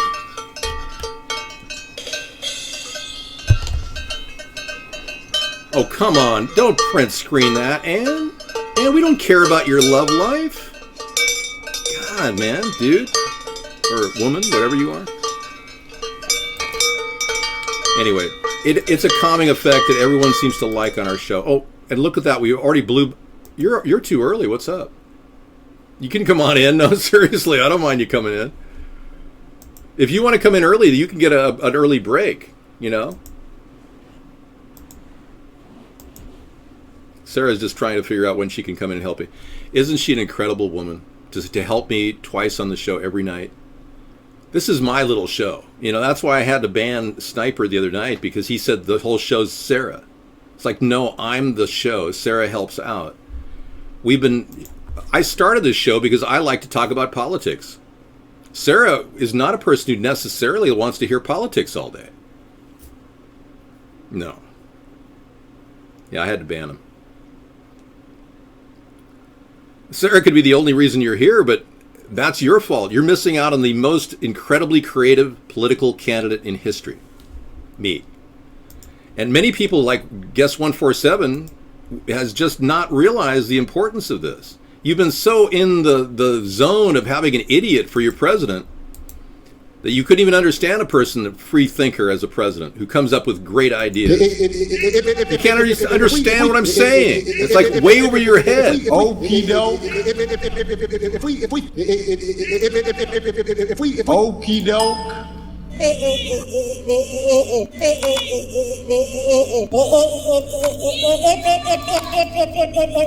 If we fall for We are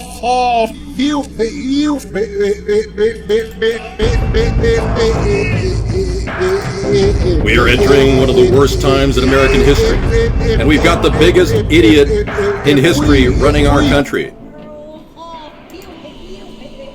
We need solutions, not imbeciles. If we have another imbecile, if 4 more years are wasted, we can't fix this. We've got to do it, folks. We've got to change this country. We can't do it with a coked out imbecile for president, if indeed that's what he did. I don't know. But crack cocaine when he was a young man is pretty addictive.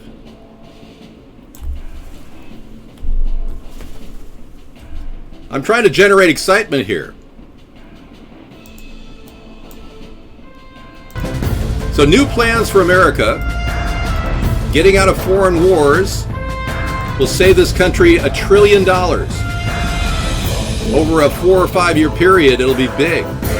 Remember, Afghanistan and Iraq cost us $2 trillion we didn't need to spend. That would have been, our national debt would have been 17.6 trillion instead of what it is today.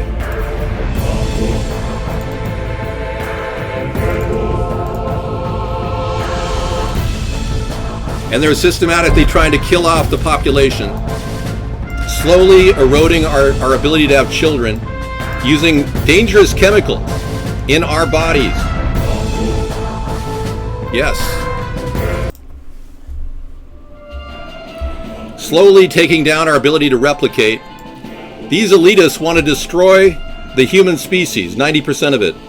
You are the one person who's standing up against that as a voter who writes my name in. We will stop the New World Order, and we will bring back the idea that we can go forth and replicate, as opposed to this absurd idea that humankind has to stop reproducing. The real problem is these elitists will not share their wealth. I like guess. Sanders discourages third-party votes. Not that time for a protest vote. What a two-faced shill Sanders turned out to be. Sucking up to the Hillary machine.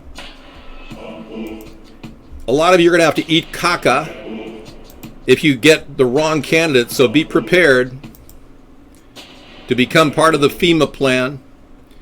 Beekman has uncovered an amazing picture which looks like a little bit of postnasal drip coming out of the president.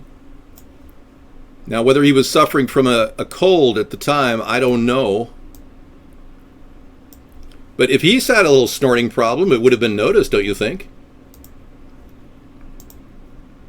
No, I'm not Illuminati. I would have been in the mainstream media if I was Illuminati. I've been kept out for 8 years. It's proof to all of you I'm not some paid puppet of the New World Order. Now you're saying I'm Max Headroom. It's impossible. Max Headroom came out after me. I did an amazing Monday at the Comedy Store one night, and a lot of famous people were in the store at the time, and it was amateur night, and I did a routine that was almost identical with the Max Headroom routine. And I did it with another person so I can corroborate this story. I'd have to get him into my office. Mike, are you listening? If you're listening, I want to get a call from you pretty soon, man. You know who I'm talking about. You know where you are too, Mike. I know exactly where you live. No, I'm just kidding. I don't track my old friends from college. Oh man, you got stories up the yin-yang. I will gladly take a lie detector test claiming I was never in Kosovo. I mean, it's unbelievable. Nobody's voting for United American. He's United extremist, dude. You don't have a big coalition here. I'm not working for Trump to take votes from Hillary. People are accusing me of working for Hillary to take votes away from Trump. Are you kidding me? You have something of him having a little nasal drip? Let me take a look. Bickman, you are pretty good at gathering video, I'll tell you that. You could work in the video library at the White House, Beekman. You know, if you converted to becoming a supporter. When the driver picked me up, he said he had a friend. We drove into Chicago. I was staying out on the outskirts of Chicago in Gurnee, Illinois. Oh, yeah, this is Larry Sinclair and his time with Barack Obama doing crack cocaine.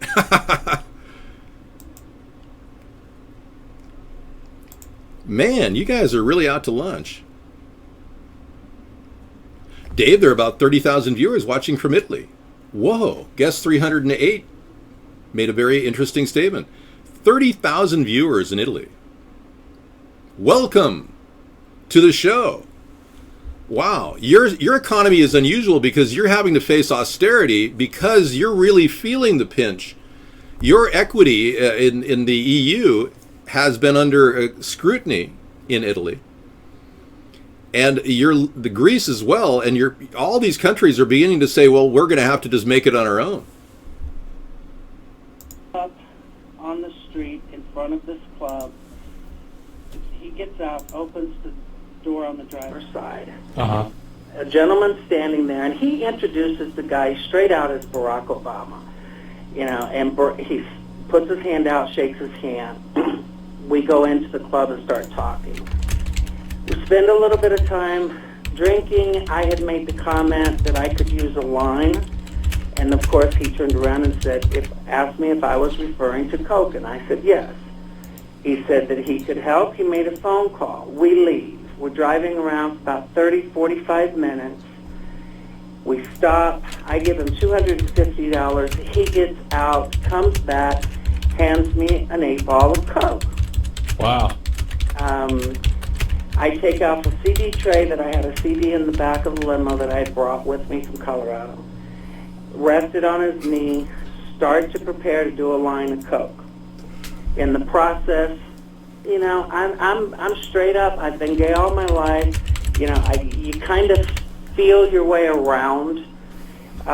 There was something about him that told me that, this was something that I wasn't going to end up having to fight back on. So as I'm doing a line, I start to actually touch him up around his crotch area, which apparently was not a problem to him. It moves forward. He actually undoes his pants. I don't want to get too graphic on the air. Whoa. Okay. But it led to oral sex. But in the process, he is that like Oral reaches Roberts? into his right pocket and pulls out a glass cylinder pipe and crack cocaine, and literally starts to smoke a crack cocaine rock right there in the car in the process. Wow. Okay. This goes on for about an hour and a half, 2 hours. The details in the book are very specific. They have been, like I said, I'm getting a little leery on how graphic to get on radio anymore. Well, thank you very much, Beekman. Yeah, you made my night, man. See, I got to tell you, man, you really could work in the video library, the archives. We could definitely use your skills. Yeah, Larry Sinclair was introduced to Little Obama. I have never met a person by that name. That's a lie. A repeat lie that's been perpetrated on the internet. Thank you. Well, we are all realizing that we've been buffaloed by this liar, this flim-flam artist named Barack Obama. And by now, even you Democrats are recognizing your party is a sham. Corporations own your party, just like the Republicans. And the two parties have been controlled by these powerful monetary elitists from overseas for so long that we've lost track of what really matters in this country and how to rebuild it. The American people, if left alone, would be fine. If a government would just get out of the way, the American people would be fine. Truly. And that's true across the globe. Every single country in their state has to be managed in a way that reduces the overhead of their government. And every time a government gets top-heavy, like the Soviet Union did, it breaks up. Now, our country is just as bad off with the military budget expanding like the Soviet Union did, while at the same time its contribution to the world global GDP has shrunk by 10% over 10, 15 years. The same thing happened to the Soviet Union. And we saw what happened to the Soviet Union. It'll happen again to the U.S. We're being basically hijacked as a nation from within the country and within the shadow government that runs the political process. So when we do these shows, we know that we're cutting like a razor right through the BS, and we get right to the fact. 5 million people are watching from Tiananmen Square right now in China. Thank you. Welcome. Well, my goal is to actually break the ironclad hold the Illuminati has over our destiny on this planet. I'm speaking about humanity. I'm speaking about people. And I'm not trying to tell other countries what to do. We as a nation will focus on America's problems under my leadership. Less economic hits on countries like Syria or Ukraine or any country that is involving the American government stepping into the operations of that government. We've been we've interfaced horribly with countries like Yemen. We've overtaken the operations of Jordan simply because they like the money. A lot of countries simply like the money. But when Syria wants their own destiny and their former satellite nation of the Soviet Union, they're not going to want rebels in their country. They're going to fight us. And they're going to see a war if Donald and Hillary become president. I'm not. I'm going to pull back. We will not fund rebels whatsoever. We will pull back and provide simply humanitarian effort and aid at the border, possibly working with Jordan, providing more and more food to that region, completely eliminating a refugee crisis. Thank you. Yes, there are many people in prisons that can access the internet. I don't even know who this Richard whatever name is. I have no idea who these people are. So here we are, gathered at the river every night, the river of the internet stream that we love and we worship, because this is the only way we can communicate. South Korea is our ally. We're not going to bomb anyone over there. In fact, North Korea, I will tell the leader, Kim Jong-un, that America will never have a ground invasion of your country. This has never been said to him. I will make a commitment. We will never invade, under my leadership at least, his country. That's a huge factor that it'll change the dimension of the dialogue. We'll start with that. It's an overture of good faith, if you will. That's not to say we're not going to have an air raid if he were to attack Seoul. But I'll also say one other thing, that we won't engage in the war games with the South Koreans at their border. And that's a big, big change too. So there's ways of appeasing a situation even when you're dealing with a global monarch or a leader who has total control over his country and the respect of his people or the fear of his people. So it's going to be very difficult to navigate relations with those countries, but frankly, we aren't even talking to this guy right now. The only communication we've had is Dennis Rodman over there, and he's been drinking and doing whatever else they do in North Korea.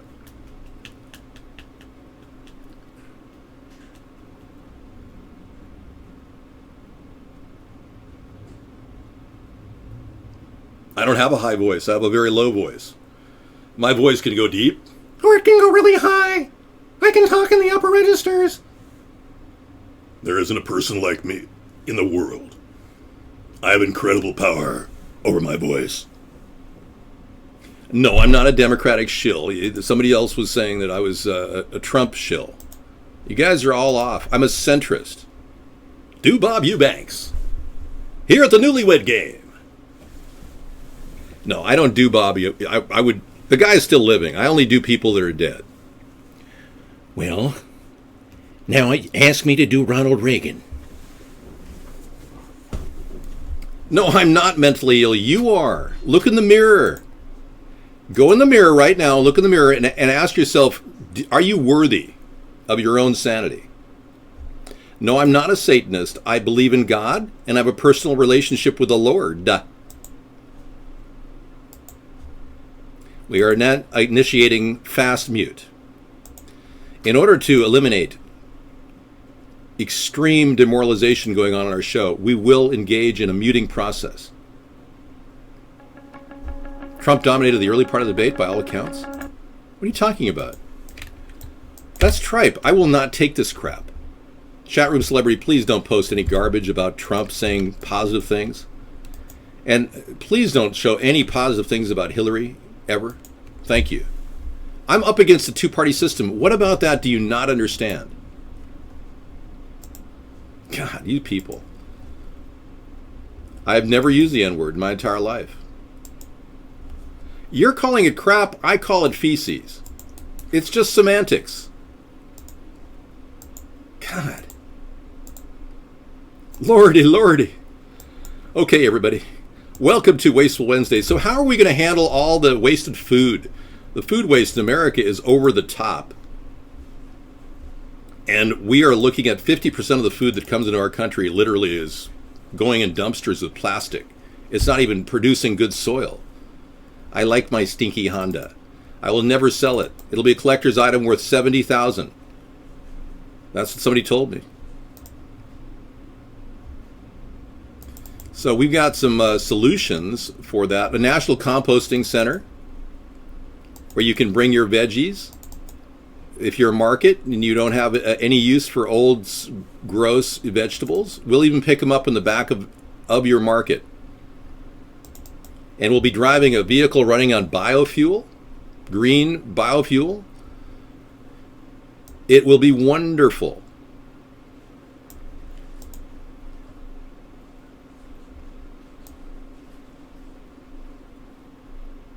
I was looking for my garden vegetable picture. Here it is. So every single day in America, 50% of these vegetables are thrown in the garbage. And there are people out there right now watching us in Mogadishu going, oh, I would love to eat these vegetables even if they're rotten. People are not getting food. So we came up with an even better idea. We call it Soylent Green. No, I'm just kidding. We call it... Soylent Green is people. We call it the airdrop program. And we want to drop food in areas that need it. And we want to package them in ways that people who are starving could actually eat that food. And doing this is an idea I had since 2008. I put this little thing together as an example of how to drop food and water on people in remote areas. I've never gone dumpster diving in my life. Yes, I know I have 23 viewers in Mogadishu. I can see that. My shoulders are not bigger. My shoulders are bigger than, yeah, I have an immense body. Yes, my body is 6'4". I weigh 230 pounds, and I'm built like a brick crap house. Yeah. You can't see my body bursting out of this 48 size jacket. What the hell's wrong with you? You know what's really weird? You know, in chat down at Vaughn, this is what it says. Was that always there? Am I just like making this up? Say something nice. Nice. Yeah. My body mass index is a little bit high. Yeah. Well, you know, I have a little baby fat. It's true. I'm holding on to a little baby fat just in case there's an apocalypse and I have to survive about 2 weeks on nothing. Because by then I'll be like 2 weeks of not eating. Believe me, you'll be like down to the bone home. Oh, sure. You're going to ask for a bank account number? You know, that's a crime. What you're trying to actually commit a crime. You could actually be charged with cyber terrorism. It's a serious problem. There's a lot of breaches. You know, Yahoo just recently lost, 500 million username, passwords, and backgrounds? Thank you. We will be doing all kinds of talking points tonight. Can I post a video of you having your head flushed down a toilet and then rinsed off with soap and water? You don't mind, do you? All right, you guests are going to have to learn the hard way. Okay, let's get into the chat with the supporters in the show, because I don't want to spend time listening to garbage coming out of the mouths of these heathens. Donald Trump calls them the deplorables. Oh, excuse me, Hillary Clinton calls them the deplorables. You know, if the Trump supporters are the deplorables, we're the adorables. I think the American centrist group here that we've formed are adorable.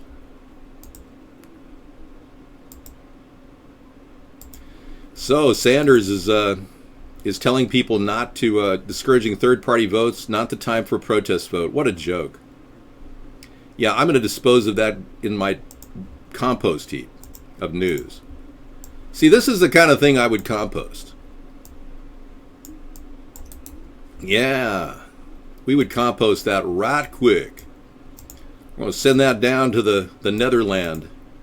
Your vote now for a third party is the only way we're going to get accountability. The only way. We're never going to get accountability if we keep voting two parties, folks. It's going to continue to endorse the system that they brag about, how they've got your vote by the short hairs. Oh yeah, they think they've got the American people by the short hairs and there's nothing you can do to stop them. They've kept me out of the mainstream media for 8 years. That's a pretty good tactic of keeping and suppressing a third party. Say something nice. I find that really funny.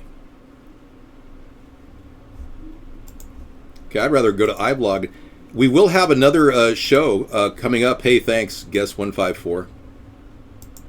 We will have another show on blogtv.ca formed as soon as they debut. Their launch date is coming up soon. Does anybody know the launch date on blogtv.ca? Somebody might know. I could probably go to the site and find out. Well, this is going to be another good chat show that you'll be able to check all of our chat dialogue and what's happening. I think a lot of us right now are almost frozen in a stupor of fear and anticipation. I believe that the American people have been lied to. Our credit has been extended to its maximum levels, and it's going to definitely come to a kind of a crashing halt sometime in the future. The question is when. When a guy who's addicted to credit and all the debt acquisition like Donald Trump, or a Hillary who's simply managed her own money by fleecing off of others, we're not going to really have good, solid, fiscally conservative people with Donald or Hillary. They just won't be fiscally conservative. Donald has openly stated that he is, in fact, in love. He actually believes he's the king of debt. Right now, they are defaulting on $400. Now, when been asked by Wolf Blitzer what to do about Puerto Rico, of course, I would offer Puerto Rico statehood. But when asked what to do about Puerto Rico, he literally wants to blow off. He wants to actually keep them, hold them to the cost of their debt. Puerto Rico right now, they are defaulting on $400 million. If you were president of the United States, what would you do to help the people of Puerto Rico? Well, the problem we have is we have 19 trillion in debt. We have we have a country that's in such trouble. So we have 19 trillion going up, as you know, to 21 trillion in a very short period of time because of the horrible omnibus budget. And I think really they have to solve the problem. Should the U.S. bail out Puerto Rico? No, I don't believe they should. I don't believe they should. And I think, frankly, Puerto Rico is better if they don't. Because they'll cut the bonds, they'll cut them way down. They have far too much debt. I mean, the problem with Puerto Rico, they have far, far too much. They can't even use the. Don't forget, I'm the king of debt. I love debt. They're prevented. Don't forget, I'm the king of debt. I love debt. They're prevented from. Don't forget, I'm the king of debt. I love debt. They're prevented from. Don't forget, I'm the king of debt. I love debt. They're prevented from. Don't forget, I'm the king of debt. I love debt. Okay, we get the message. Thank you. I don't believe a guy who loves debt is going to help us get out of debt. So we're talking about the economy tonight, folks. This is Sarah, my choice for the vice presidency. And we live on a very austere budget. Tomorrow I'll be cooking goulash, which will be an anticipation of what this October month will bring. This could be a really bad month for America. I'm bracing for a big event prior to the election. I know a lot of people right now, Sarah, are so concerned about the outcome of this election that one person, Lisa Haven, an AdSense person who collects a lot of AdSense money and kind of a fearmonger, she was saying that there was a person, Dave Hodges, speaking to her for about an hour last night, and we played that video, saying that if Donald were to be selected in this race, because it's a selection process, the election is almost controlled at every level, even the Diebold voting system, but if he was selected, that the elitists have already planned an electromagnetic pulse to hit America, to force us back to the dark ages and turn this nation upside down. Now that would be the ultimate dagger in the heart of this great nation, and we'd have to really, really pull back to our resources and make this a great nation again. But Donald, he also denigrated this nation and said we were a third world nation, and we're far from that. We're the top 2 nations in the world, and he has the audacity to call it a third world nation. The whole global economy is collapsing under the pressure of greedmongers like Donald Trump, who borrowed too much money. And they want us to bear the burden of their debt.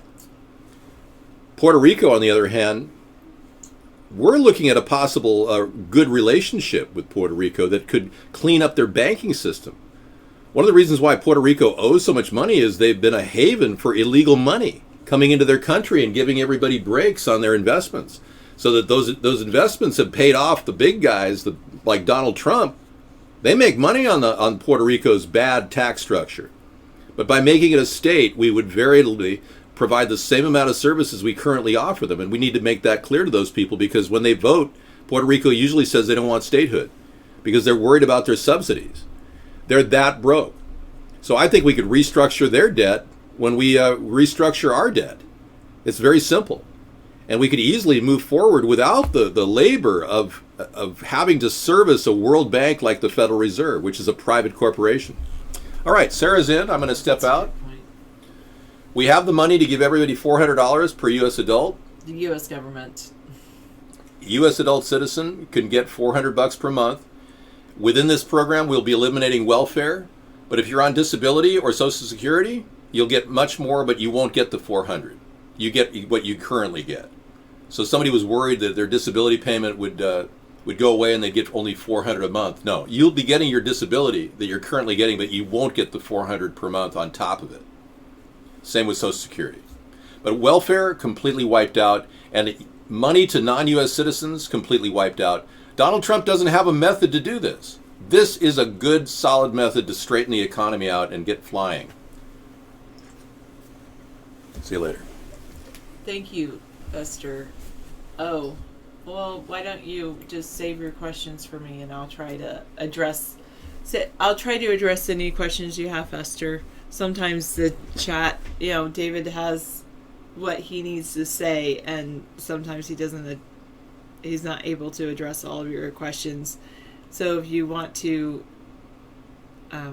post them again, maybe put them on a little, I don't know, notepad or something like that. You can post them again, email them to us, and I'll try to answer your questions. All right.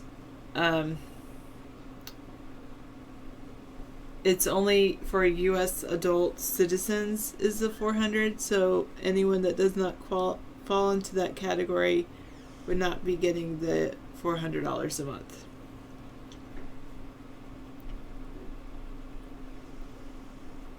Thanks for going on to support David. Is what we're offering a form of communism? I don't believe so. No. I think if you're taking from the rich to giving to the poor, then that would be a form of communism. I think I think that helping everyone regardless of their income is not communism. I'll tell you what it's not. It's not from each according to his need, to each according to his ability. It's definitely not that. Probably, Beekman, our internet could be slow. Shout out to all the awesome people on the show. Fantastic. Why do you ask, Cable Layer? Why do you ask?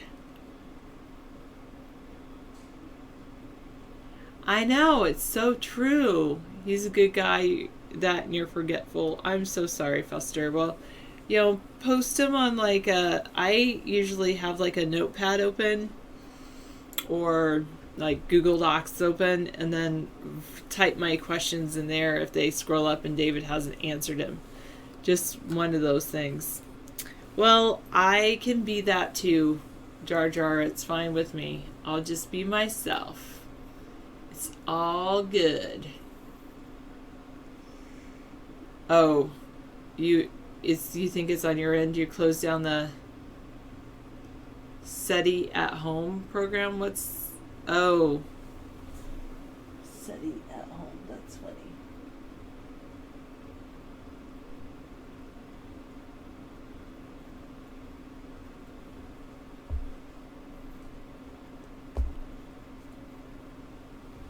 Okay.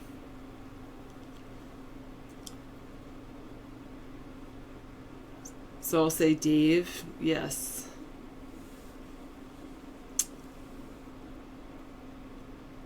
All right. Eric says, can you bust the myth? Is Trump a loser bankrupting most of his business ventures or not? Is he someone to be trusted with other people's money for investments? Would you trust him with your money for investments? My answer, no. I suppose each person has to make that decision themselves, but my answer, no, and that's one of the reasons I'm voting for David Sponheim for president. You can ask a personal question, but if it's too personal, I'll say that's too personal and I'm not going to answer it. So you can always ask, and sometimes I'll answer them and sometimes I won't. Sometimes it depends on my mood. Sarah, do you think the monetary funding in the fiscal year is sustainable in the current social and economic atmosphere we find ourselves in? I think that every year we go deeper and deeper into debt, Teleblaster.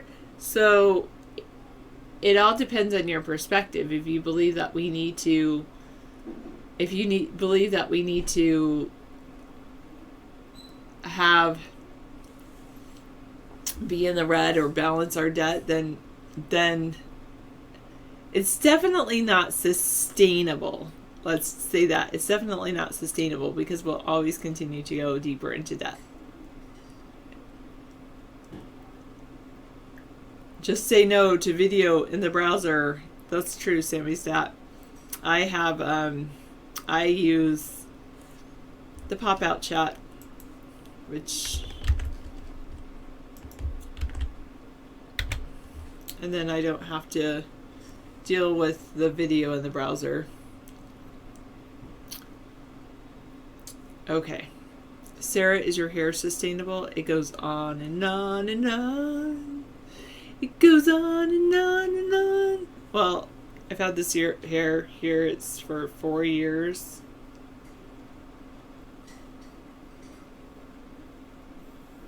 Is Monty Python funny? It's a rhetorical question. I just wanted you to reply to me. Oh. Okay. Funny Teleblaster. The Vaughn Wheels are getting nervous at the thought that someone might be enjoying Vaughn's streams without his being chained to the browser. Oh, interesting, Savvy Stat. It's obvious you two love each other, not running. I think you should marry him. Thank you. Fester. If I don't want to marry David, could I elaborate why? I will always be with David. I love him very much. I don't believe that the government should be involved in people's personal relationships. Therefore, it's unnecessary for me to have a legal binding contract that says I should be with David. I kind of think it's like this when you have a legal binding contract and it's like you have to be there. You have to be in that relationship. This paper says you have to love me, versus you want to be there and you're like, oh, I'm going to choose to be with you every single day. I personally like the idea that I choose to be with David because I love him very much. Oh, goodness. Too personal, Salty Dog. I refuse to answer those questions. Nothing matches my hair and length that I know of. I don't even think my arms, well, I guess my hair is shorter than my arms. Almost the same length. That's it.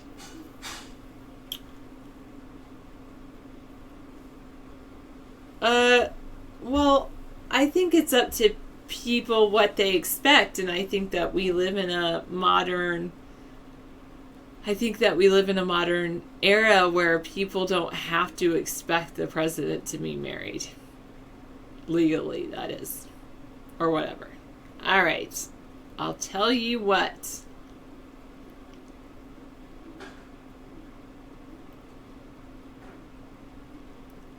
What did he ask? Poison Paz? I don't even know.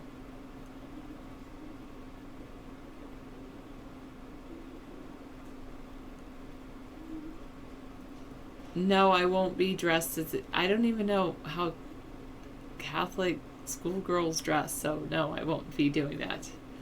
I thought of doing my hair as Princess Leia for Halloween, just because I have so much of it. I always wanted a lot of hair, and now I have my dream, and it's here, and it's fantastic.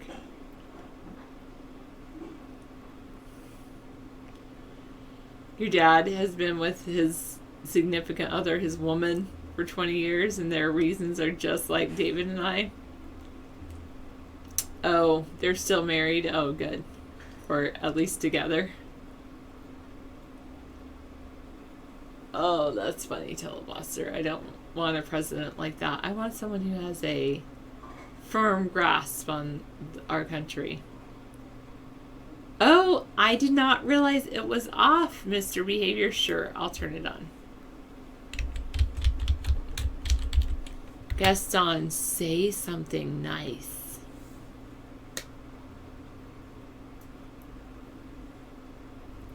Chris, you don't have anything because I've never sent you anything, so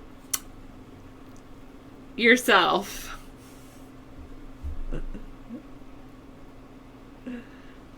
Thank you very much, Fester.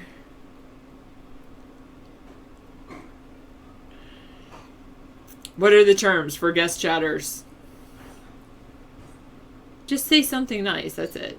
I'm a guest. I can say something nice. Nice. Jar Jar, I absolutely love Sarah. She's so sweet. You guys are sweet. I'm glad you're here. No, I'm involved with David 976, and I have no inclinations anywhere else. Ah, very good. The Illuminati staged U.S. presidential election from Rents.com. Sarah's not going to click that link because Sarah doesn't like Rents. Sorry. Alright. A guest writes, I absolutely loathe the guest. Loathe the guest. Even though you are a guest. Do you loathe yourself? Don't loathe yourself. Love yourself. Beautify yourself. Hug yourself. Spread love and light to the world. I love her hair. Would it be glad to buy her shampoos? Would be glad to buy her shampoos. Okay.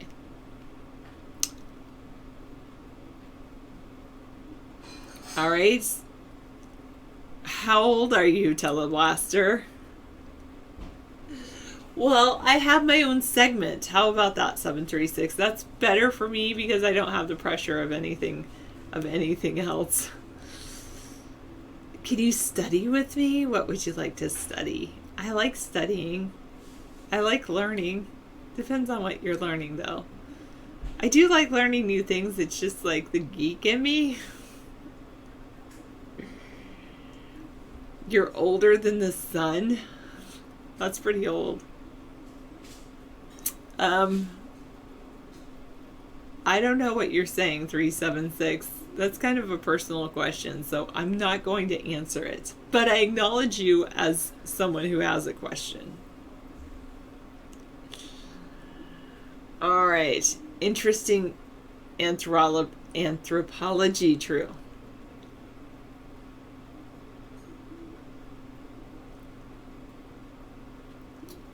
Why do you say that, 376? I never said anything of the kind. No. No. You've got me all wrong. You just don't understand me. Oh, well. Yeah.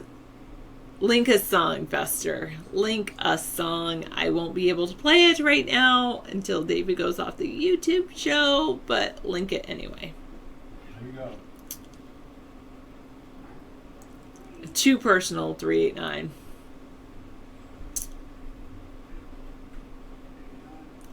I don't know where that person is just because he's not here watching our show. He's probably busy with other things.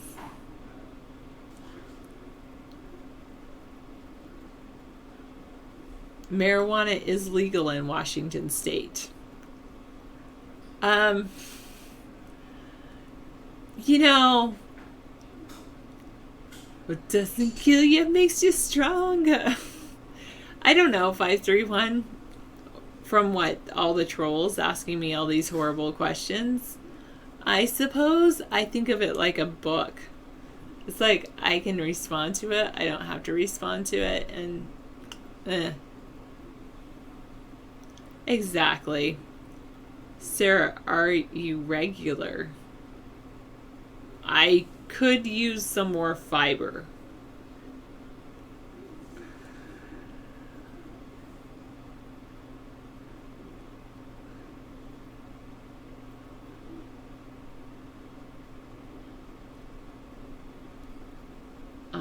Okay.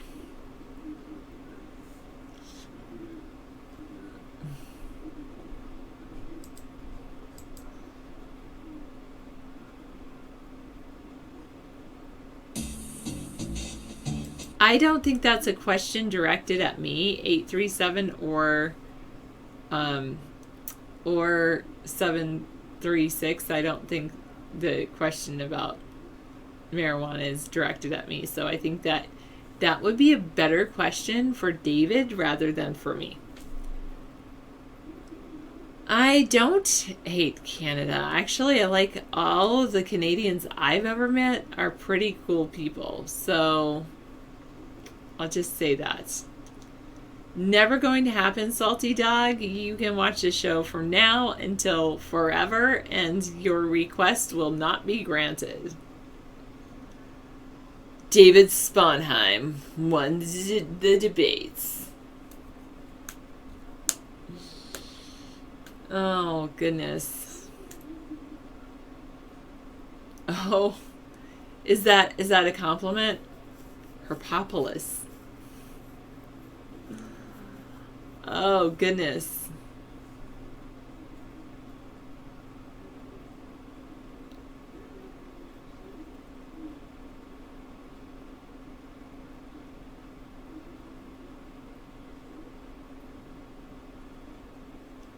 No, 444.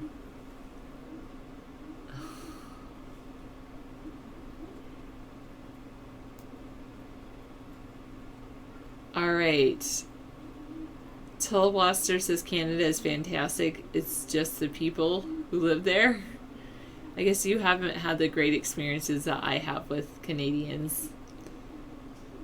So, a massive 10-year study has linked diet soda to heart attacks and strokes. I'm so glad I don't drink diet soda.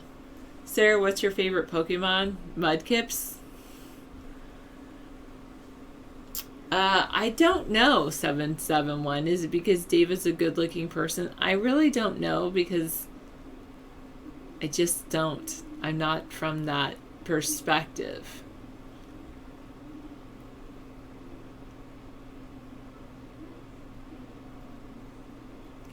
What happened, Chalupa Loco? The worst thing that happens?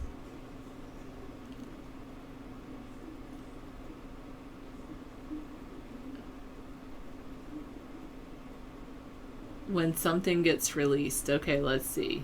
Twitter.com.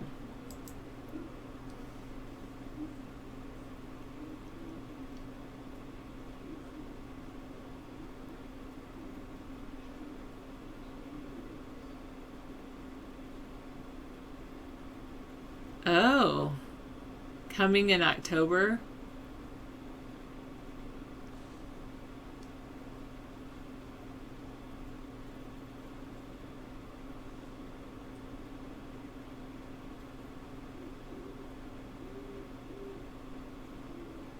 Yeah. Don't wait too long. People always wait too long. I agree. He claims, I find it hard when people claim they have something and don't release it. It's just, seriously, just release it. Vitamin B17, the greatest cover-up in the history of cancer. Wow, that's pretty interesting, Scissor Fights. I don't even know what that is, 992. I have no idea what you're referring to. Right before the show, Gaggy. Thank you. T minus 26 minutes.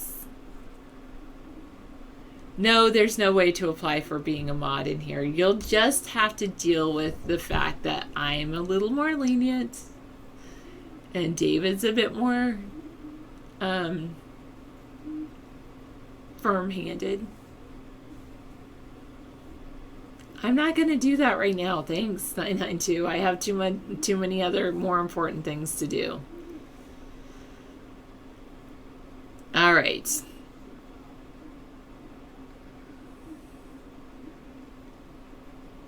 What are the facts about guns you think David doesn't like? I do sometimes like ice cream. It all depends. Sometimes I don't like ice cream. Well, you and I talk here on this show. That's the only relationship we have. Okay, so you trust this guy because he's linked information in the past? All right, I guess at the very least I should follow him, right?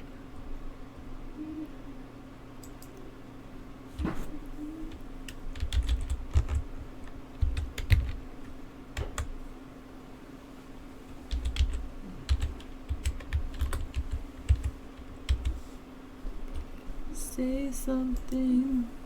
All right, nice. Good. Cool. So everyone's had fun talking to Sarah. So this guy supposedly has tape of the Clintons doing disparaging things, and he's going to release it in October. Well, nothing seems to be sinking and the corruption. I say release it now. Well, yeah, I mean, nothing seems to be sinking the corrupt machine floating in the world of corruption. You know, Clintons have been the Teflon king and queen of corruption. So if we want to go after this almost a dynasty of corruption, we should have started 10 or 15 years ago. Every single time one person was going to testify against the Clintons, they died. They outright died. So, I mean, look at the Clinton body count. Google those names, Clinton body count. It'll blow your mind. The story is weird. In fact, recently 6 people have died who were very close to the DNC that were could have been pivotal in this election. I'm not Canadian. I am not a crook by today's standards.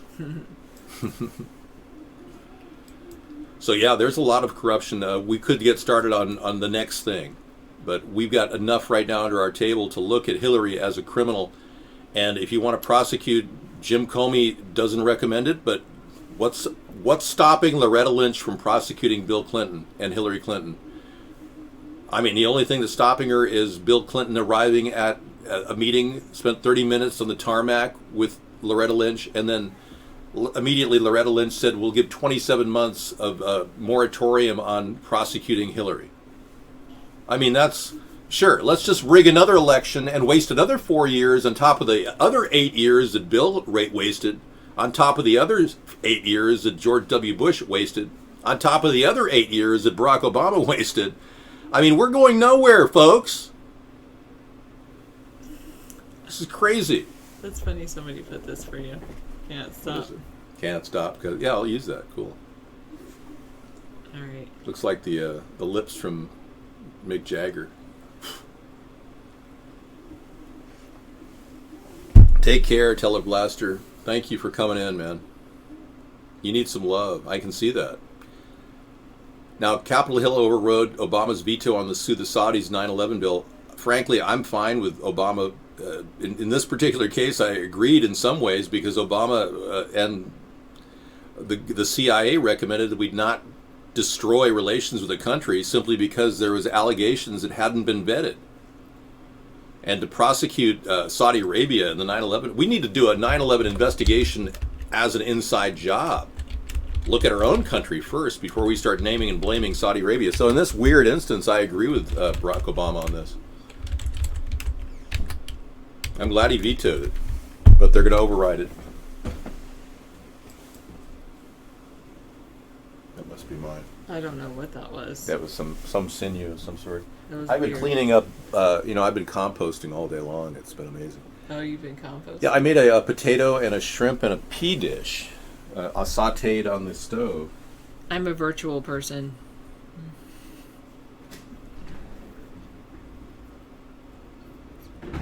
I did see that. Yeah, you're welcome to have. I have it on melt right now, and just turn the grill off when you're done. I finished my half. Okay. It's pretty good. All right. So I can say good night. Yes, thank you, sir. Good night. Let me just get this first. Oh, yay, she's leaving. Thank goodness. Thank you, Sarah. Wow, everybody, yeah. Awesome. Thank you. Gotcha, yeah. You're out too, Salty Dog. Okay, thanks for coming in. I got about 300 guests that like to talk now, Salty Dog, so you leaving, it's not a big deal. Yeah, we'll miss you, though. We'll miss you a lot. Yeah. I was not sniffing Sarah's chair. That's ridiculous. Let's take you on a journey. A journey to another galaxy far, far away. You know, I would love to be able to finance spatial exploration, but I would only send robots out there. And Richard Branson wouldn't get free money and free astronauts and whatever else NASA wants to give him. Same with Elon Musk, the reputed crackhead. You heard Elon Musk announce that he was a crackhead? Big reveal. Yeah, I should just give you guys a link there because I was shocked. David, no one knows. Yeah, thank you. Elon Musk. Wow, I've got to deal with that every night. Look at this. Will you just look at that? And here Scissor Fight lost his YouTube channel. They pulled down a channel with over 700 subscribers. I mean, we're in a state of shock at the corruption in our government that prevents us from even showing the snorts of Donald Trump. Yes, people don't realize how serious this is.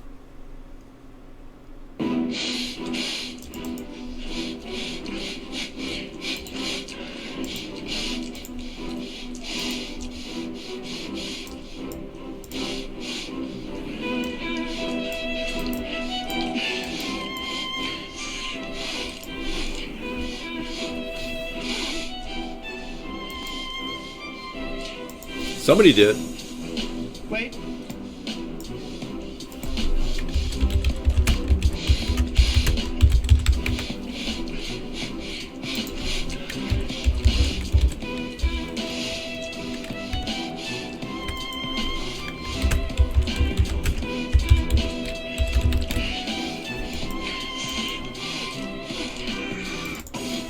So you would prefer something different? Let's see if we can get a backdrop here. We'll do a little hip hop.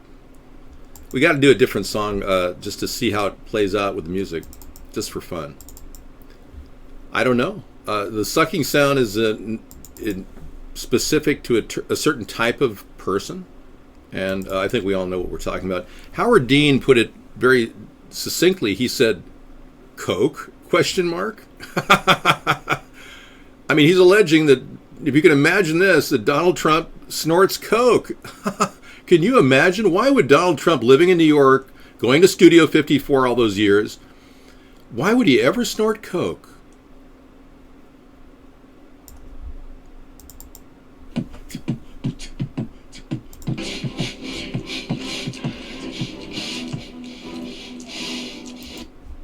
Yeah, I don't think that works either. So, we're going to talk about the news tonight. How are unvaccinated children a danger to vaccinated children? Well, there's a lot of discussion about herd inoculation. I'm against it. I don't believe people should be forced vaccinated. If your kids want to go without vaccines, it's your risk. But you can't put them necessarily in public schools in certain states like California and Maryland. They're very stringent right now. In fact, it's a gun. They're going to shoot. They're actually going to. There's a law that, yeah, guns will be used to enforce this law. That's what I'm trying to say. Oh, come on! You're trying to taint the image of Howard Dean. I mean, he is impeccable.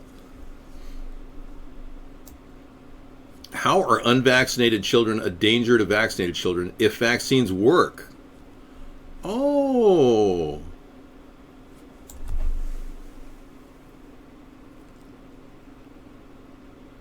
If vaccines work, right. If the vaccines don't work, the kids are getting thimerosal, squalene, mercury. The CDC suppressed the evidence from Dr. Thompson, who said he had to shred documents when they passed the vaccinations, and they okayed them. I'm not spreading any disinformation, Randy. In fact, I'm a beacon of truth. I slice through all of this with acerbic wit and the focus of a person who really cares about the country. I don't want us to be taken over by an inner cabal of shadow government, Randy. Why would I want to sit here as an American and allow a shadow government to dictate the destiny of my life and my family's life? What kind of an American are you, Randy? A suck-up? Oh, Randy Jackson. Yo, dog. Yo, dog. He has a fantasy that he is a famous guy named Randy Jackson. It's one of his hilarious. So you like the food aid idea? We'll get food to people in remote areas. This would have helped Katrina. We would have had solutions within a few days. The Superdome never would have happened with the people sitting there in their own feces and urine for 5 hours. Excuse me, 5 days. Did I say 5 hours? I'm sorry. Good job, Rowdy. People die fighting for democracy. Laura and I never fought for anything. Just another beer. Well, what kind of food would you like to drop? Fluffy food? I threw some peanuts in there because, frankly, they might regenerate. They could pop out of their shell in a wet environment and grow. Peanuts, not penis. Come on, man. What the hell? I thought guest chat was on, but apparently the guests all left. That's good. Okay, Brazil city council candidate shot dead at the Rio rally. I didn't know this. Rio de Janeiro. Brazilian police say gunmen have killed a city council candidate as he was leaving a political rally outside the Rio de Janeiro. Wow. Candidate was 49-year-old Ricardo Guimarães, a retired police captain who was running for a post in the city council in the poor suburb of Itaboraí. Rio police say he was leaving a rally by motorcycle Sunday when he was shot. He was taken to a hospital where he died. Police give no motive for Guimarães' murder and say officers are hunting for the attackers. At least 13 other city council candidates have been killed in the Rio metropolitan region this year. Drug gangs and fuel theft rings are behind some of the attacks. So the whole concept of what's happening in Brazil and Rio de Janeiro is beginning to sound like a problem that only South America can deal with. So I'm not going to bother discussing anything about any country in South America.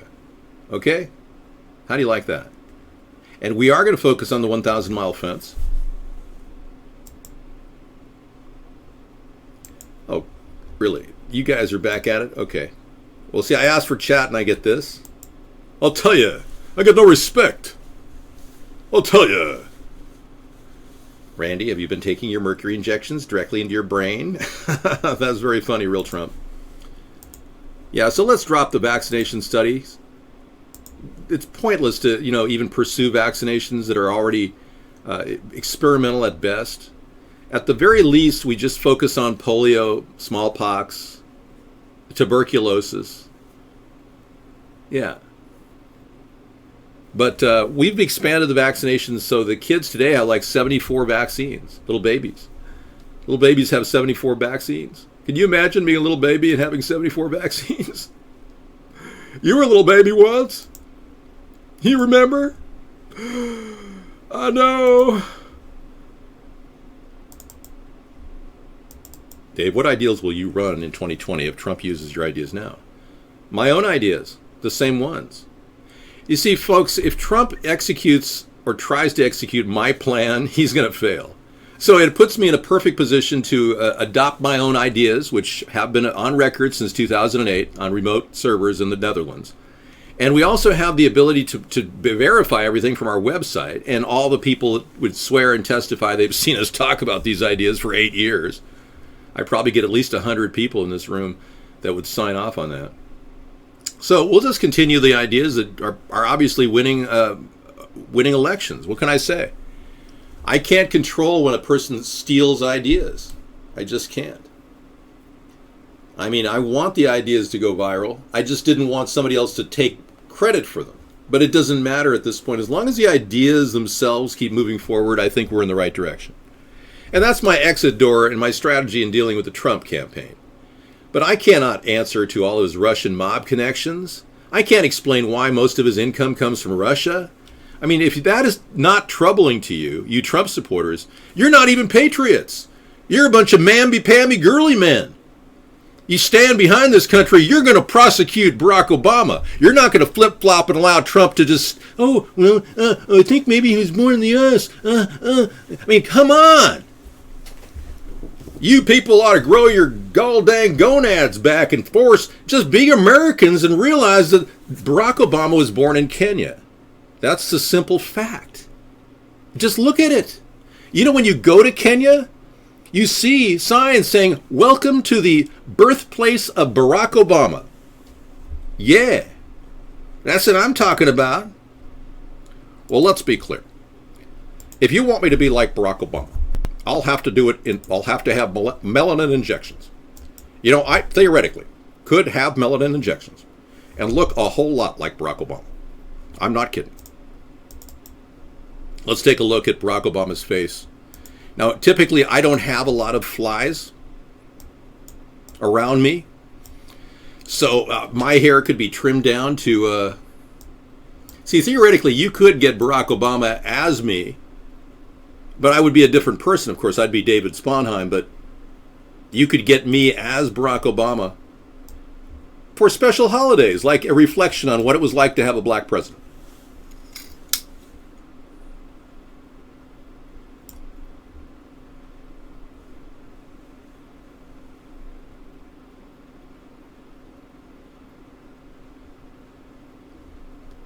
Well, let's be clear. I got my head over here. You get my point. Yeah. For just, undeniable reality that he happens to attract a lot of flies. Have you been to the Barack Obama fly page? It's hilarious. I have never been abused here. Even the haters love me. It's my positive attitude that wins them over. Gosh darn it, David, how high are you? I'm not really sure. On a scale from 1 to 10, 957, I'm about 60 feet off the ground. Thank you. We are at an elevation of 60 feet. Well. Yeah, it's kind of amazing how, in retrospect, how many flies were attracted to Barack Obama. I hate it when people do this. Somebody converted my browser to Yahoo. I swear. Well, let's be clear. We're not going to do Blackface 3. No. I would only do Blackface 3 if indeed we could, in fact, deal with this possibility of a third term. In the post-apocalyptic era, right after a big event, which will probably happen, possibly right before the election, like Halloween, for instance, we could very well have a need for a blackface impersonator at that time. If Barack Obama gets a third term, I will consider it.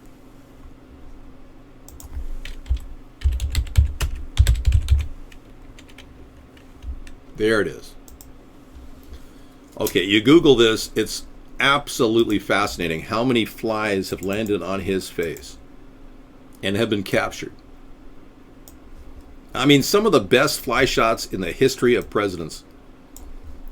I'm not kidding. I mean, I have never seen so many, and he doesn't seem to mind them on his face. That's what gets me. Why you mute? I'm mute because you're not allowed to support other candidate here. Just deal with it, man. Look at this. Will you just look at that?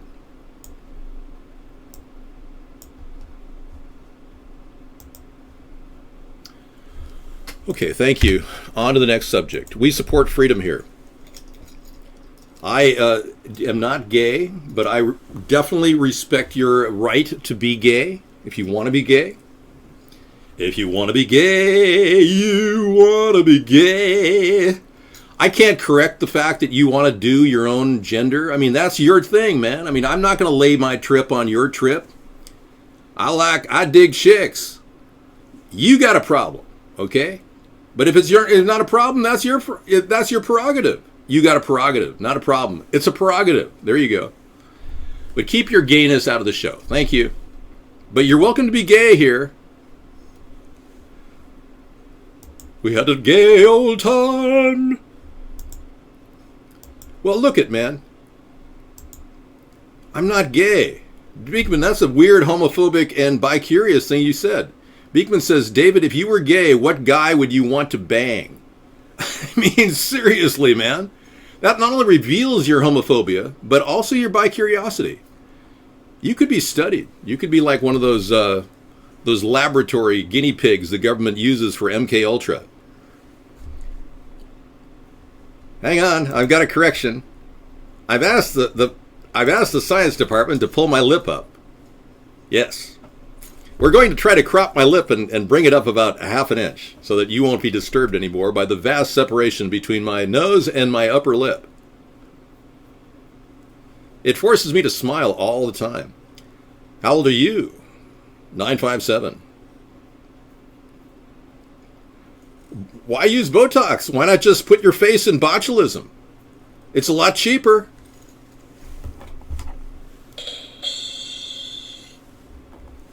Contrary to popular concern, though, botulism is very dangerous. So do not try or even remotely try to do that. I have never heard Bobby Brown sing My Prerogative.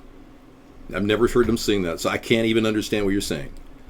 I know, botulism is serious. I shouldn't joke about it.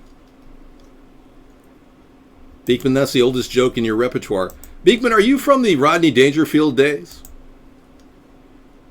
I'll tell you. Richard Gere's in the hospital. Doctors say he has to have a mole removed. I mean, seriously, man. That's got to be the worst joke ever. That was an urban myth. Richard Gere never had a gerbil up his you-know-what. That was completely completely debunked. Yeah, there was never a nurse on staff in Santa Barbara who verified that it was truly, a visitation by... No, that was all fake.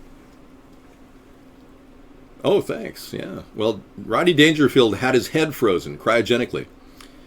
He asked his wife, "Hey, could I have a little head?"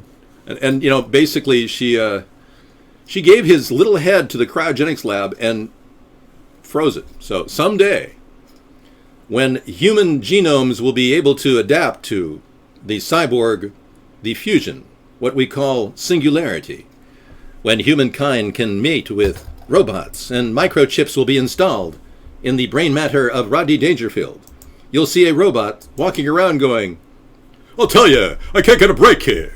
Everywhere I go, people think I'm a little head." Yeah, it got a lot creepy when I talked about cryogenics. I'm sorry. I never meant that to happen. So we got a lot of waste in our government, a lot of food waste. We got a radioactive waste spewing into the Pacific Ocean. I kid you not, man. We are being... They say the radiation in America is 233 times what it used to be prior to Fukushima. That's a serious allegation, but it's true. We are getting fooked by Fukushima, and it's a slow process. It's slowly putting radiation out. They say that 1.5 billion birds have died in the North American continent. 1.5 billion birds. It's just amazing. And they're dropping like flies. I mean, humans will be like this very shortly because the environment is eroding rapidly. Because the government doesn't do a damn thing, we're kind of screwed, and we're not going anywhere but down. So I urge all of you to start thinking about voting me in, writing my name in, David Sponheim, in the upcoming election. If you want to get into the whole print the poster up thing, we do that on our website. You can just go to our website, America's Third Party. You'll see this, right-click on it, save it to your hard drive, and email it to Office Max. You can still get these things up here. We will have a new one for 2020 on the site, so don't worry. It'll be ready to go for the next election if something happens and I don't win. Okay. Never had a gay experience. Hey, I got an idea. 957, why don't you tell us about your first gay experience? Let's talk about you. It doesn't have to be about me, because I never had a gay experience.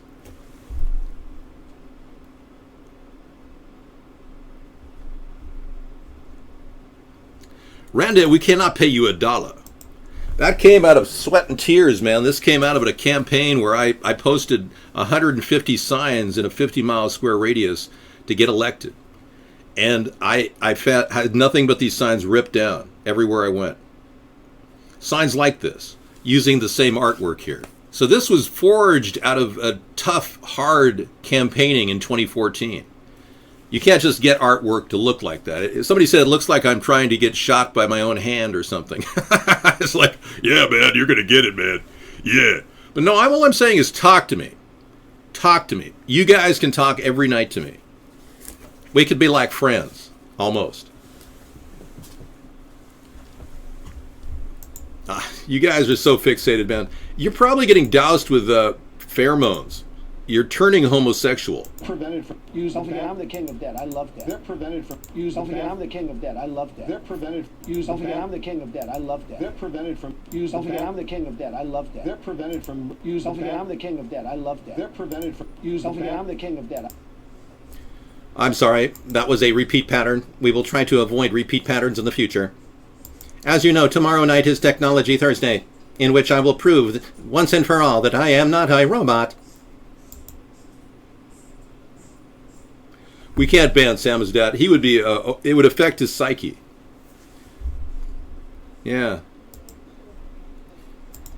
He would be devastated. I'm sorry, 411. I accidentally purged you. Please repeat what you just said. I got the wrong guess there. Guess 411.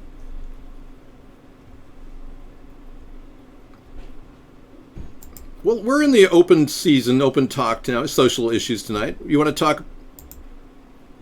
Do you want to talk about the possibility of you getting arrested for committing a felony in my chat room? Well, here's what it's going to be like. You'll get a knock on the door because we'll know exactly what IP address you have.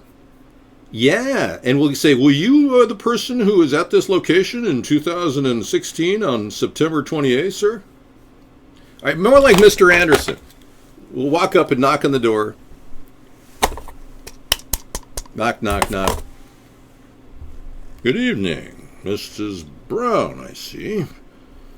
Were you the current owner of the house of a certain young person named Randy Jackson, a username, in 2016 on September 28th? Well, my son goes by the name of Randy Jackson. Were you possibly in the house at the time, Mrs. Jackson, is it, or Mrs. Brown? Which is it? You realize your son will be arrested for committing a felony in the Federal Code of Anti-Cyber Terrorism.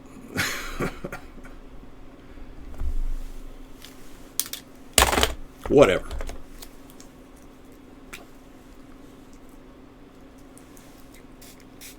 Oh, it feels so good. Treat yourself. You guys go out and get some fruit enzyme. I'm telling you. Ladies, you too. Have you been munching on squid too long? Suffering from the dreaded squid teeth many people are getting throughout the world? Well, you're not alone. Calamariitis. It's the incessant munching on calamari, which has become a common problem throughout the entire Asian world. Many of you are developing molar aches in your upper region of your mouth simply because you're chewing on so much calamari, your teeth are falling out. So, I can't deal with a chat room. Are you serious? This has been 8 years in the works, dude. You can't possibly get better than me. I am what you call perfection in the chat room. That's pretty cool. Thanks.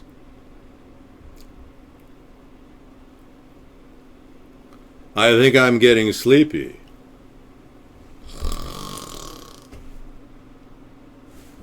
Sorry. It's placenta spray time. Absolutely. We can talk about whatever you want, social issues. Abortion, conception, killing babies, homicide of babies. You want to talk about that? You want to talk about how women just have their babies ripped out of their wombs with sutures? Do you want to talk about that? You want to talk about baby mills and having little baby fetus parts all over the country paid for by federally funded Planned Parenthoods? Or do you want to talk about the possibility that gay marriage is against the Lord's wish? Well, you know, I don't support gay marriage like Donald Trump does. I don't. So you can tell all your socially conservative friends that I'm against gay marriage, because I'm against all marriage run by the government. It's a clear breach of the separation of church and state. Clearly.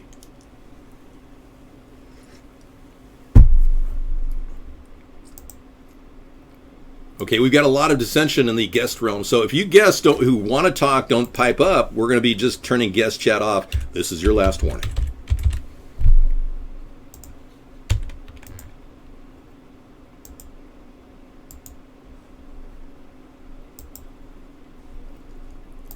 If you really believe that I'm delusional, you're delusional. I have seriously dedicated the past 8 years to this effort, and it has never stopped. And you can't stop me. There's nothing you can do to stop me. I am so troll-proof, it makes you look funny. You're desperate. You people are like unbelievable Trump-tards, or you're paid by some God knows what agency. And you simply come in here and you try to shut our show down, and you can't stop. We will never stop. We cannot stop doing this. We must do it. It is our mandate. And it is free. We will not stop. We cannot stop. We can't stop. We can't stop. We can't stop.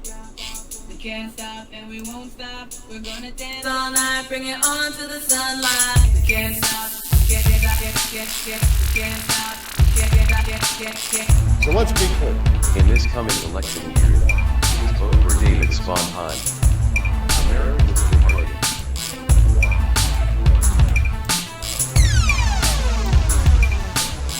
Sponheim for president. We can't stop. We can't stop. We can't stop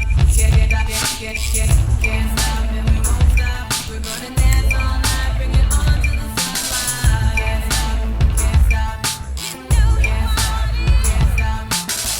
Can't stop and we won't stop. We're gonna dance all night, bring it on to the sunlight. Can't stop, can't stop, can't stop, can't stop.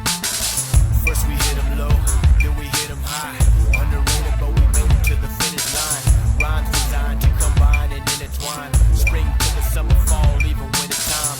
Beats banging harder than head-on collisions. We make incisions with precision and quick decisions, causing double visions. If you ain't up to speed, you need to speed it up, partner. Piano read. We can't stop and we won't stop. We're gonna dance all night, bring it on to the sunlight. Can't stop, can't stop, we can't stop, we can't stop, we can't stop and we won't stop. We're gonna dance all night, bring it on to the sunlight. Can't stop, can't stop, we can't stop, can't stop, we can't stop and we won't stop. We're gonna dance all night, bring it on to the sunlight. Can't stop, we can't stop, we can't stop, we can't stop, we can't stop and we won't stop. In this coming election year, please vote for David Sponheim.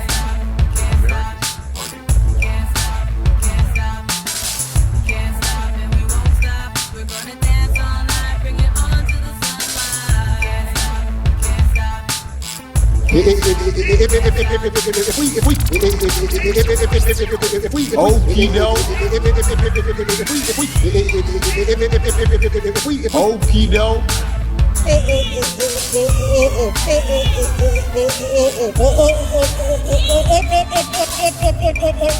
If we fall for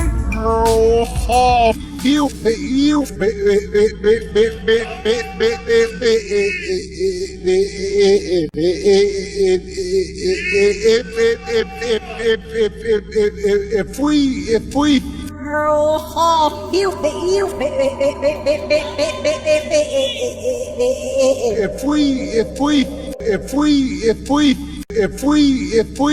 if we Wasn't that fun? We're always interested in new things and new ways of looking at the dilemma we're facing. Barack Obama putting us close to the brink of World War III with Syria, Russia, edging us closer with his stupidity, calling Vladimir Putin a jackass. But then you got Donald Trump, who is in Putin's backyard, who literally is controlled by the Russian financiers. Donald Trump has relied almost solely on income coming out of Russia over the years. It's becoming more and more clear that Russia has put Donald Trump into this race. And then you got Hillary Clinton, who's a bubble-headed version of her husband, who simply is going to repeat the same pattern of wasteful spending and taxing that Barack Obama did. So your choices are limited here, folks. If you are thinking of using your vote for some purpose, I'm asking you to simply write my name in the upcoming election and avert a potential World War III, because I'm against the idea of continued presence in Syria. And I certainly don't want to push the envelope with Putin, but he's not my bosom buddy and bromance friend like it seems other people running have. I mean, Donald Trump has made some statements that are absolutely outrageous. We'll be playing you those statements at the end of the show in about 30 minutes. ABC News did an incredible show revealing the Russian ties to Donald Trump, as well as him saying that he's a close friend of Putin's, knowing him personally, and then denying that. It's all over the place. This guy is really not to be trusted. So, you will get accountability from me. Donald Trump will not prosecute Barack Obama. And I will offer a much better pathway to ending war and firming up our border with a fence, not a wall. A fence is the original idea, and it's doable. A wall is impossible within a 2-year time span. It would be impossible. I heard there's a Chinese satellite coming out of control. There's a lot of space garbage out there, Beekman. You know, it's not something to really worry about. Thanks. Have you... No. Leave, please. Yeah, just go away. I want to be among friends here. I don't have time for a lot of naysayers and haters. We've got a lot of important things to talk about. Yeah, I like that one too. I play that in the evening, Scissor Fight. Pretty cool. I'll save that one of the satellite with North Korea on it. I was trying to put those two ideas together, and I see we are missing a Chinese satellite, and then you put that out there. That's pretty funny. Indeed.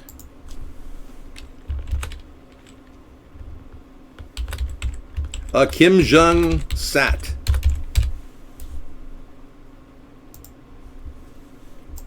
Okay, so have you had enough of the dancing Barack Obama, or do you want to spend another 2 more hours watching him? Because you spent 8 years watching him dance around, do nothing. How long can you possibly hold up tonight? Any idea? Yeah, you want to go for a marathon tonight and just have him dance on the screen for hours and hours and do nothing? Okay, thank you.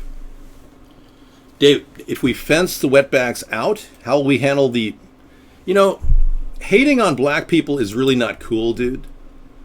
I would recommend you you put your head in the refrigerator or freezer, close the door, and put a towel around it for about 15 minutes just to cool your head down.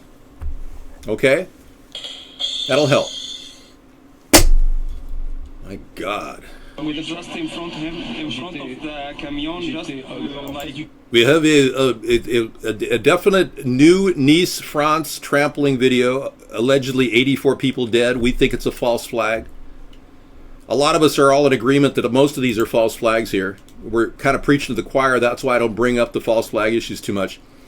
I want all of you to realize that I am focusing on... Hi guys, this is a follow-up on the video that I am going to focus on, and then we've got Kafka's World on top of it. I am going to focus on making sure that our country is 50% reduction in military spending I'm shooting for, and I've been saying this 8 years. It's not something I'm borrowing from Jill Stein. But we're going to cut the budget by 50% in the military. We're going to try to get it down to about $500 billion, because right now it's teetering on $1 trillion a year for our military, and Donald Trump wants to expand the military budget, which is lunacy, considering the cost overruns that it's cost us. Erasing Obamacare is another way I'm going to save a tremendous amount. I anticipate $300 to $500 billion a year, truly. Cutting the cost back to 2008, at least $300 billion a year. $3 to $400 billion a year. That's what we're looking at. Yes, your healthcare provider will get the 2008 equivalent of what he's getting now, because he doesn't deserve any more money. He's ripping off the consumer. And you got another video there, update on internet handover. Okay, good. That's the ICANN story. Thank you. And new turbines could power Japan for 50 years after a single typhoon. Wow. Hi guys, this is a follow-up on the video that I just posted on the relinquishment. On the relinquishment. You know, universal health care I don't support. I believe it's going to cost too much. I support a public option. And our public option, if you don't know, is $60 a month for individuals, including your children, each. And that would give them full medical and full dental. That's something that's affordable. And that's something I can sell the American people on, because we can bring in, with 20 million customers, we could bring in $12 billion in revenue and finance the overall production of our mobile medical units out of some of that money. It could be diverted. Initially, the mobile medical units are slated to cost $1 billion. And we have that money in the Veterans Administration Fund, the super fund. But there's no way that we're going to be able to service everybody with just 200 units. We'll need at least 2,000 throughout the U.S. So it's going to come as a slow buildup. It's not an immediate contract to build big numbers, and we're not going to privatize this.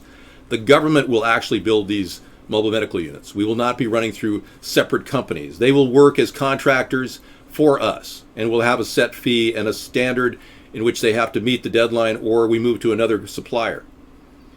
So we'll have two separate production offices growing, building the mobile medical units, one on the East Coast, one on the West Coast. Both will work in tandem. I'm thinking Kenworth Trucking on the West Coast and Patrick Metal in South Bend, Indiana on the East Coast. I think we could work with both of those organizations to build up their industry and help hire people to build the mobile medical units as well.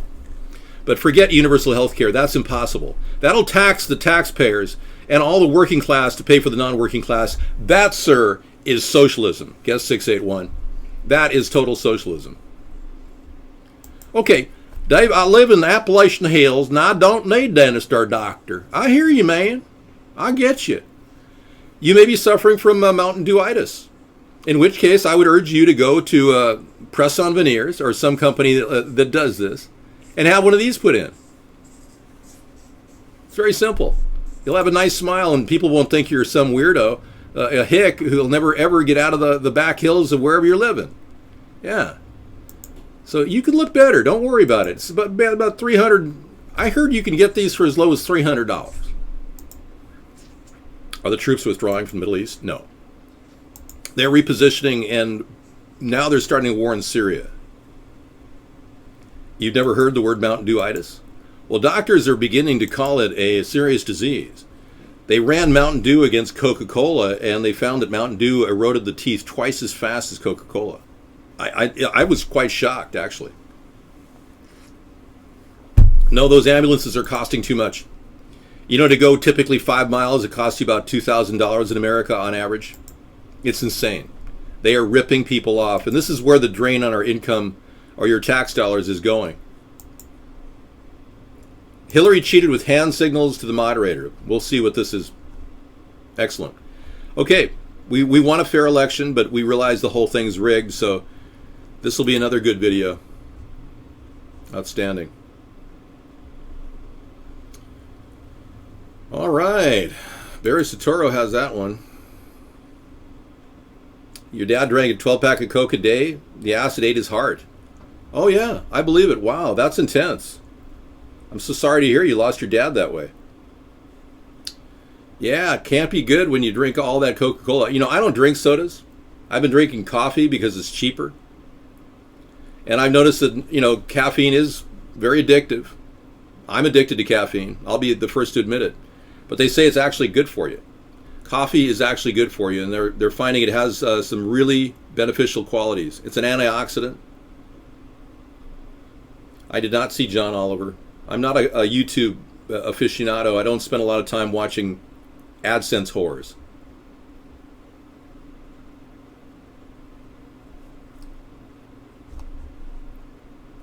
Meet the convicted cocaine trafficker. No kidding. Chatroom Celebrity has something very interesting to look at. I don't want to look at the Chinese failed rocket right now. Sorry, man.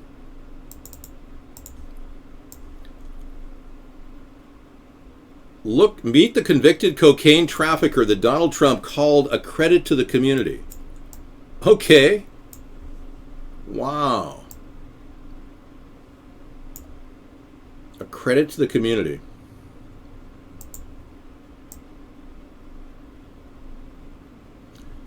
Rumors of cheap speed prescriptions and speculation about cocaine use notwithstanding, celebrity real estate developer and Republican presidential candidate Donald Trump enjoys a decades-old reputation as a teetotaler. That did not, however, stop him from employing a convicted cocaine trafficker in the 1980s. So he claims he doesn't do drugs or alcohol or anything.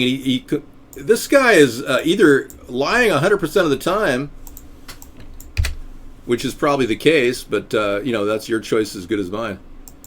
Or he's just an altar boy. Wow. Amazing. Dave, you look pale. Yeah, I've noticed that the camera setting was set off tonight. Yeah, it completely readjusted on me. So what we'll do is we'll go to camera 2.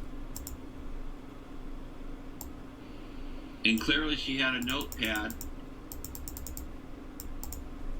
Bait, not something you would have a notepad for. And clearly she had a notepad. Now see, his is clearly empty. Bait, not a yes, they both got notepads, but his is clearly something you would have a notepad for. Here's another look at Hillary's. Now see, his is clearly empty. Now watch, here's one of Hillary's people come up and take one thing. About 4 different people come up and take things from here. Looks like he's disconnecting wires and he picks up like a tape recorder. Okay, cool.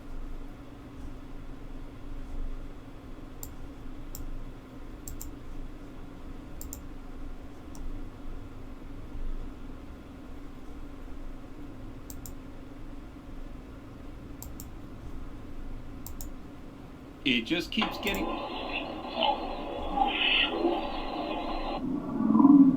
She's clearly involved as a lookout.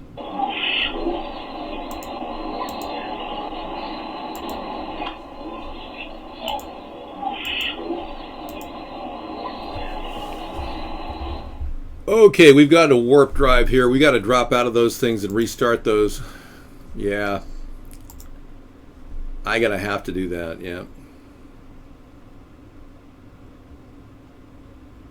Good. I'll reopen those.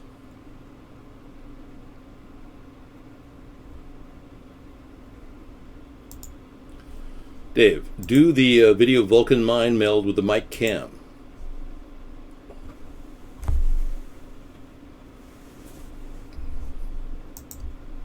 The video Vulcan mind meld with the mic cam.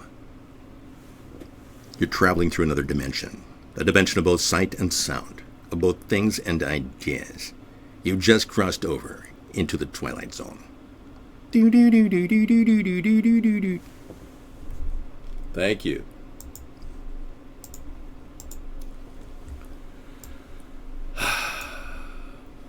All right, I guess we'll drop that. It's gone for now. This is the mic cam, by the way. So was Hillary the imposter on the big event, the debates, or was this a fake woman? Who the heck was it? What the heck is going on here? Yo, Boom Boom, what's happening?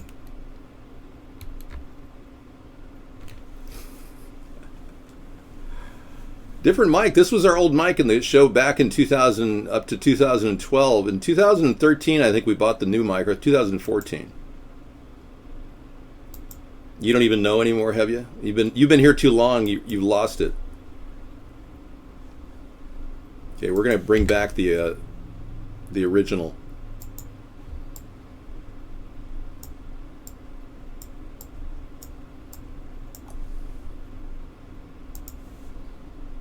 My Algonquin warrior background. We'll go to scene 1.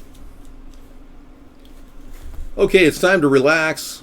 Let's talk about the runoff. We got 15 minutes till the top of the bottom of the hour where we start the videos.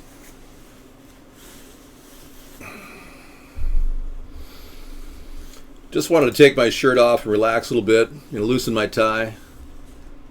All right, I'm glad everybody made it tonight, because we wouldn't have been able to talk to a blank camera without your help.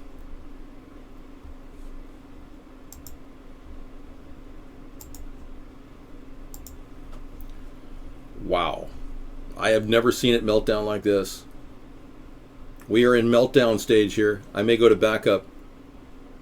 I know I'm processing, but we counted 52 lies from both Donald and Hillary combined, and we counted 28 snorts from Donald. So in lieu of that, I'm a little concerned that the lies outnumbered the snorts, which implies that we may have a problem. Yeah, if the lies matched the snort if the snort to lie ratio was even Steven 1-to-1, we know that most of those lies would be related to the snorts. But since we have a 2-to-1 lie to snort relationship, there are other players involved. Yeah, this is serious. Russia, in the case of Donald, and I believe it's the New World Order and the Bilderberg Group in the case of Hillary. Wow, this is wild. I have never seen this happen before. It's as though the whole computer is melting down around me, and I'm just, it's like a mosaic of failure of operations. This is fantastic. Okay. Ending. That should work. Okay, now block. Okay, I must have some sort of a malware in here. I'll run a virus scan later tonight. No need to waste a perfectly good virus scan, right? Waste not, want not. If you people are paying for your antivirus software and your anti-spamware and spyware software, you're probably wasting your money, and they're probably consuming a tremendous amount of resources in your computer. So you may want to look around for some free services. Just so you know, there are lots of things available. Wow. Yeah, I think we just had too many of these things rolling. There is how to keep your teeth bright. This is a 2-minute video I was going to watch. You can watch it with me.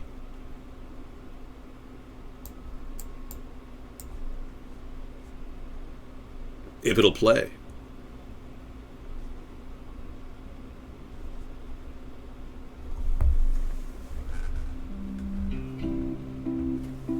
Ask the Dentist.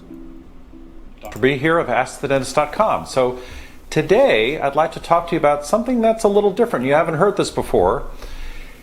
Keeping your teeth from yellowing, not whitening your teeth. So dentistry is very preventative oriented, as you know, and we're always trying to prevent things from happening, and that's the best way to do it.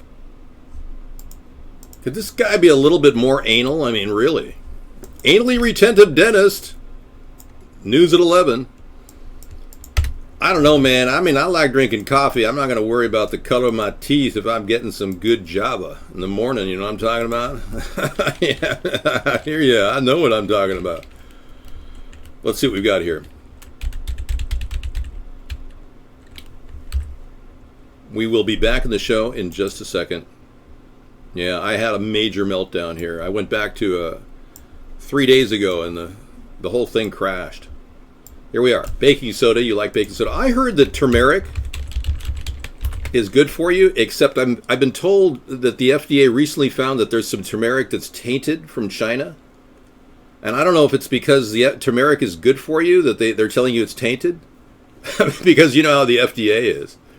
They're going to want to encourage Frosted Flakes and tell you that avocados don't have as much nutrition as Frosted Flakes. Self-driving cars waiting in line, yeah. That's good for tomorrow night. Excellent. So I have to rebuild a link library here. Let's see what I can do. Okay. Restore all tabs. Let's see if it works. No, muriatic acid will burn your teeth right off. In fact, your mouth will be melting. You'll have third-degree burns all over your mouth. Not a good move, dude. I'm not a dentist, no. He's not my dentist. No, I don't have anally retentive dentists.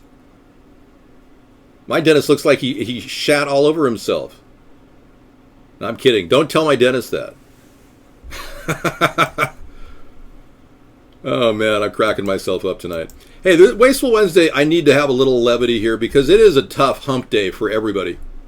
Even people that just relax and luxuriate all day long. This has been a rough day of relaxing and luxuriating. I had an argument with a Walmart employee today.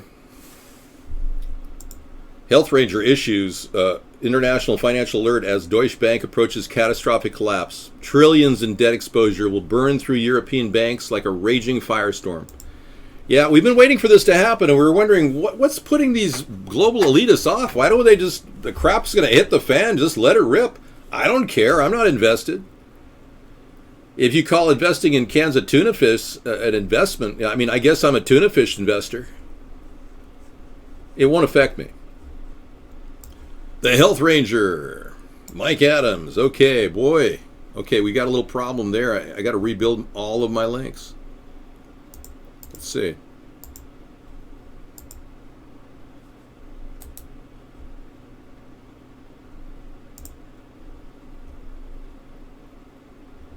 Got a good one from Howard Dean speculating on whether Donald Trump is going to be, he's got, 10 seconds of Trump sniffs from their end, and we've got the video from Scissor Fight that cost him his damn account.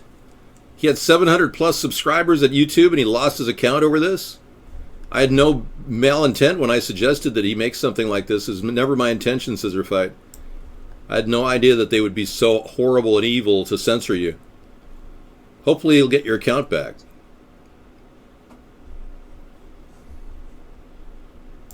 So here it is, Health Ranger Mike Adams. He does a lot of good work on the internet. He's putting out story after story, really good journalism from him. I really respect his site. Deutsche Bank.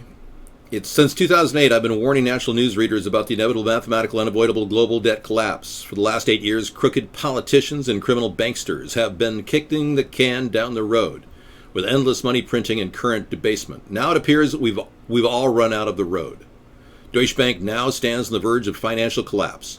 Under the delusional, idiotic policies of Angela Merkel, which are only exceeded by the idiotic policies of Barack Obama, Deutsche Bank has vastly expanded its leveraged debt to the point of fiscal lunacy.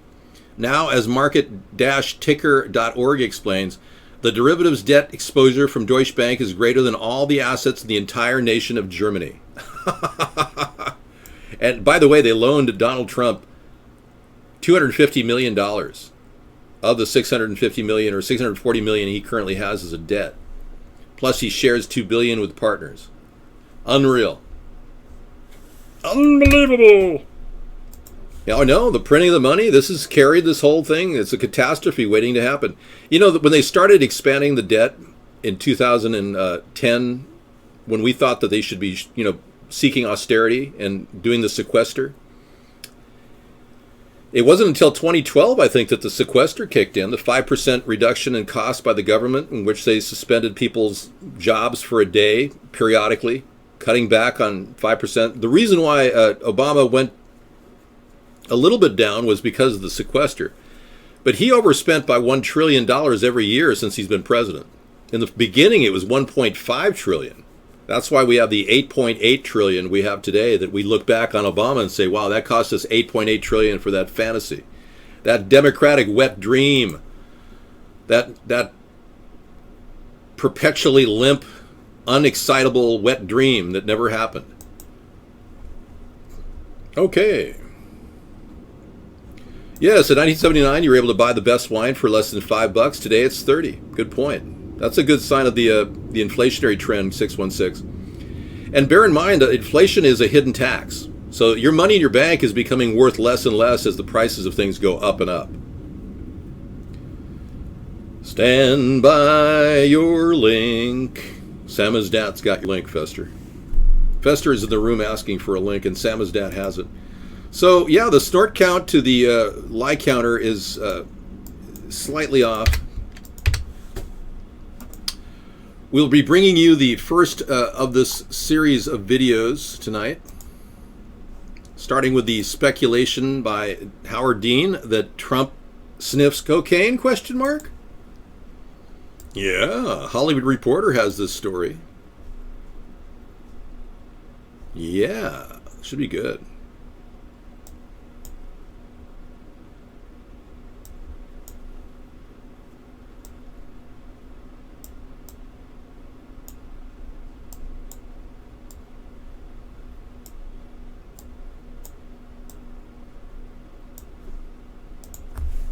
Earth to Fester. Did you copy link? Over. You have more pictures. I can't get that picture. It's blocked in my country. It's not seen in my current country, where I live, where I reside. People used to ask me, where do you live, Dave? You know, when I lived in my van down by the beach in Venice. And my response was, I live in my body. And isn't that true, though? I mean, aren't we all living in our body? I find that fascinating. Place of residence, my body. I live in my body. Well, this has been special tonight. Thank you for coming in and sharing this exciting monologue that I've been involved in with myself. It's been swell. Thanks for the memories. You live on the edge, yeah. Well, a lot of people are on the edge financially. They say 65% of the population is $500 away from being on the street. For real. And I urge everybody to get a bug-out bag, get an air mattress, get a pup tent for your family, whatever your size family is, and put it in the back of your car. I'm not kidding, because in a time of very serious stress, emergency or otherwise, if you have to flee an area, if the drought gets worse and worse in California, if supply lines run out, you may just want to bolt down to Oceanside, or maybe up north to Carmel. So where did you go during the apocalypse? I don't know, I went to Carmel. I was having a couple of drinks overlooking Monterey. I was doing some gin and tonics. Actually, we're doing some Bombay gin and tonics and saying, whoa, this apocalypse is pretty cash. Yeah. You don't want to be in the middle of the epicenter of the apocalypse. When it happens without a bug-out bag, you're going to be screwed. Do you understand the severity of what I'm talking about? Well, we can do a Tanqueray gin and tonic, whatever you want. I know, Beekman, we watch you. We're tracking you. I'm just kidding, man. It's a joke. But no, they probably are tracking you. Ah, here we go. Another John Denver song? Oh no. Something he created called Kicked. Excellent. We're going to say good night, everybody. Thank you for the outro song, Scissor Fight. This is called Kicked. I'm going to say good night. I'm going to go Netflix and chill with Sarah, not to waste any more of your time. But I did tell you how we're going to cut the budget. We're going to repeal Obamacare, and we're going to shrink the military by 50%. And I've got a lot of creative ways we're going to cut the budget too in the book Hybrid Capitalism, which is at our website, AmericasThirdParty.com. It's a 99-cent download if you want to see all our different creative ways to save. Yeah, yes.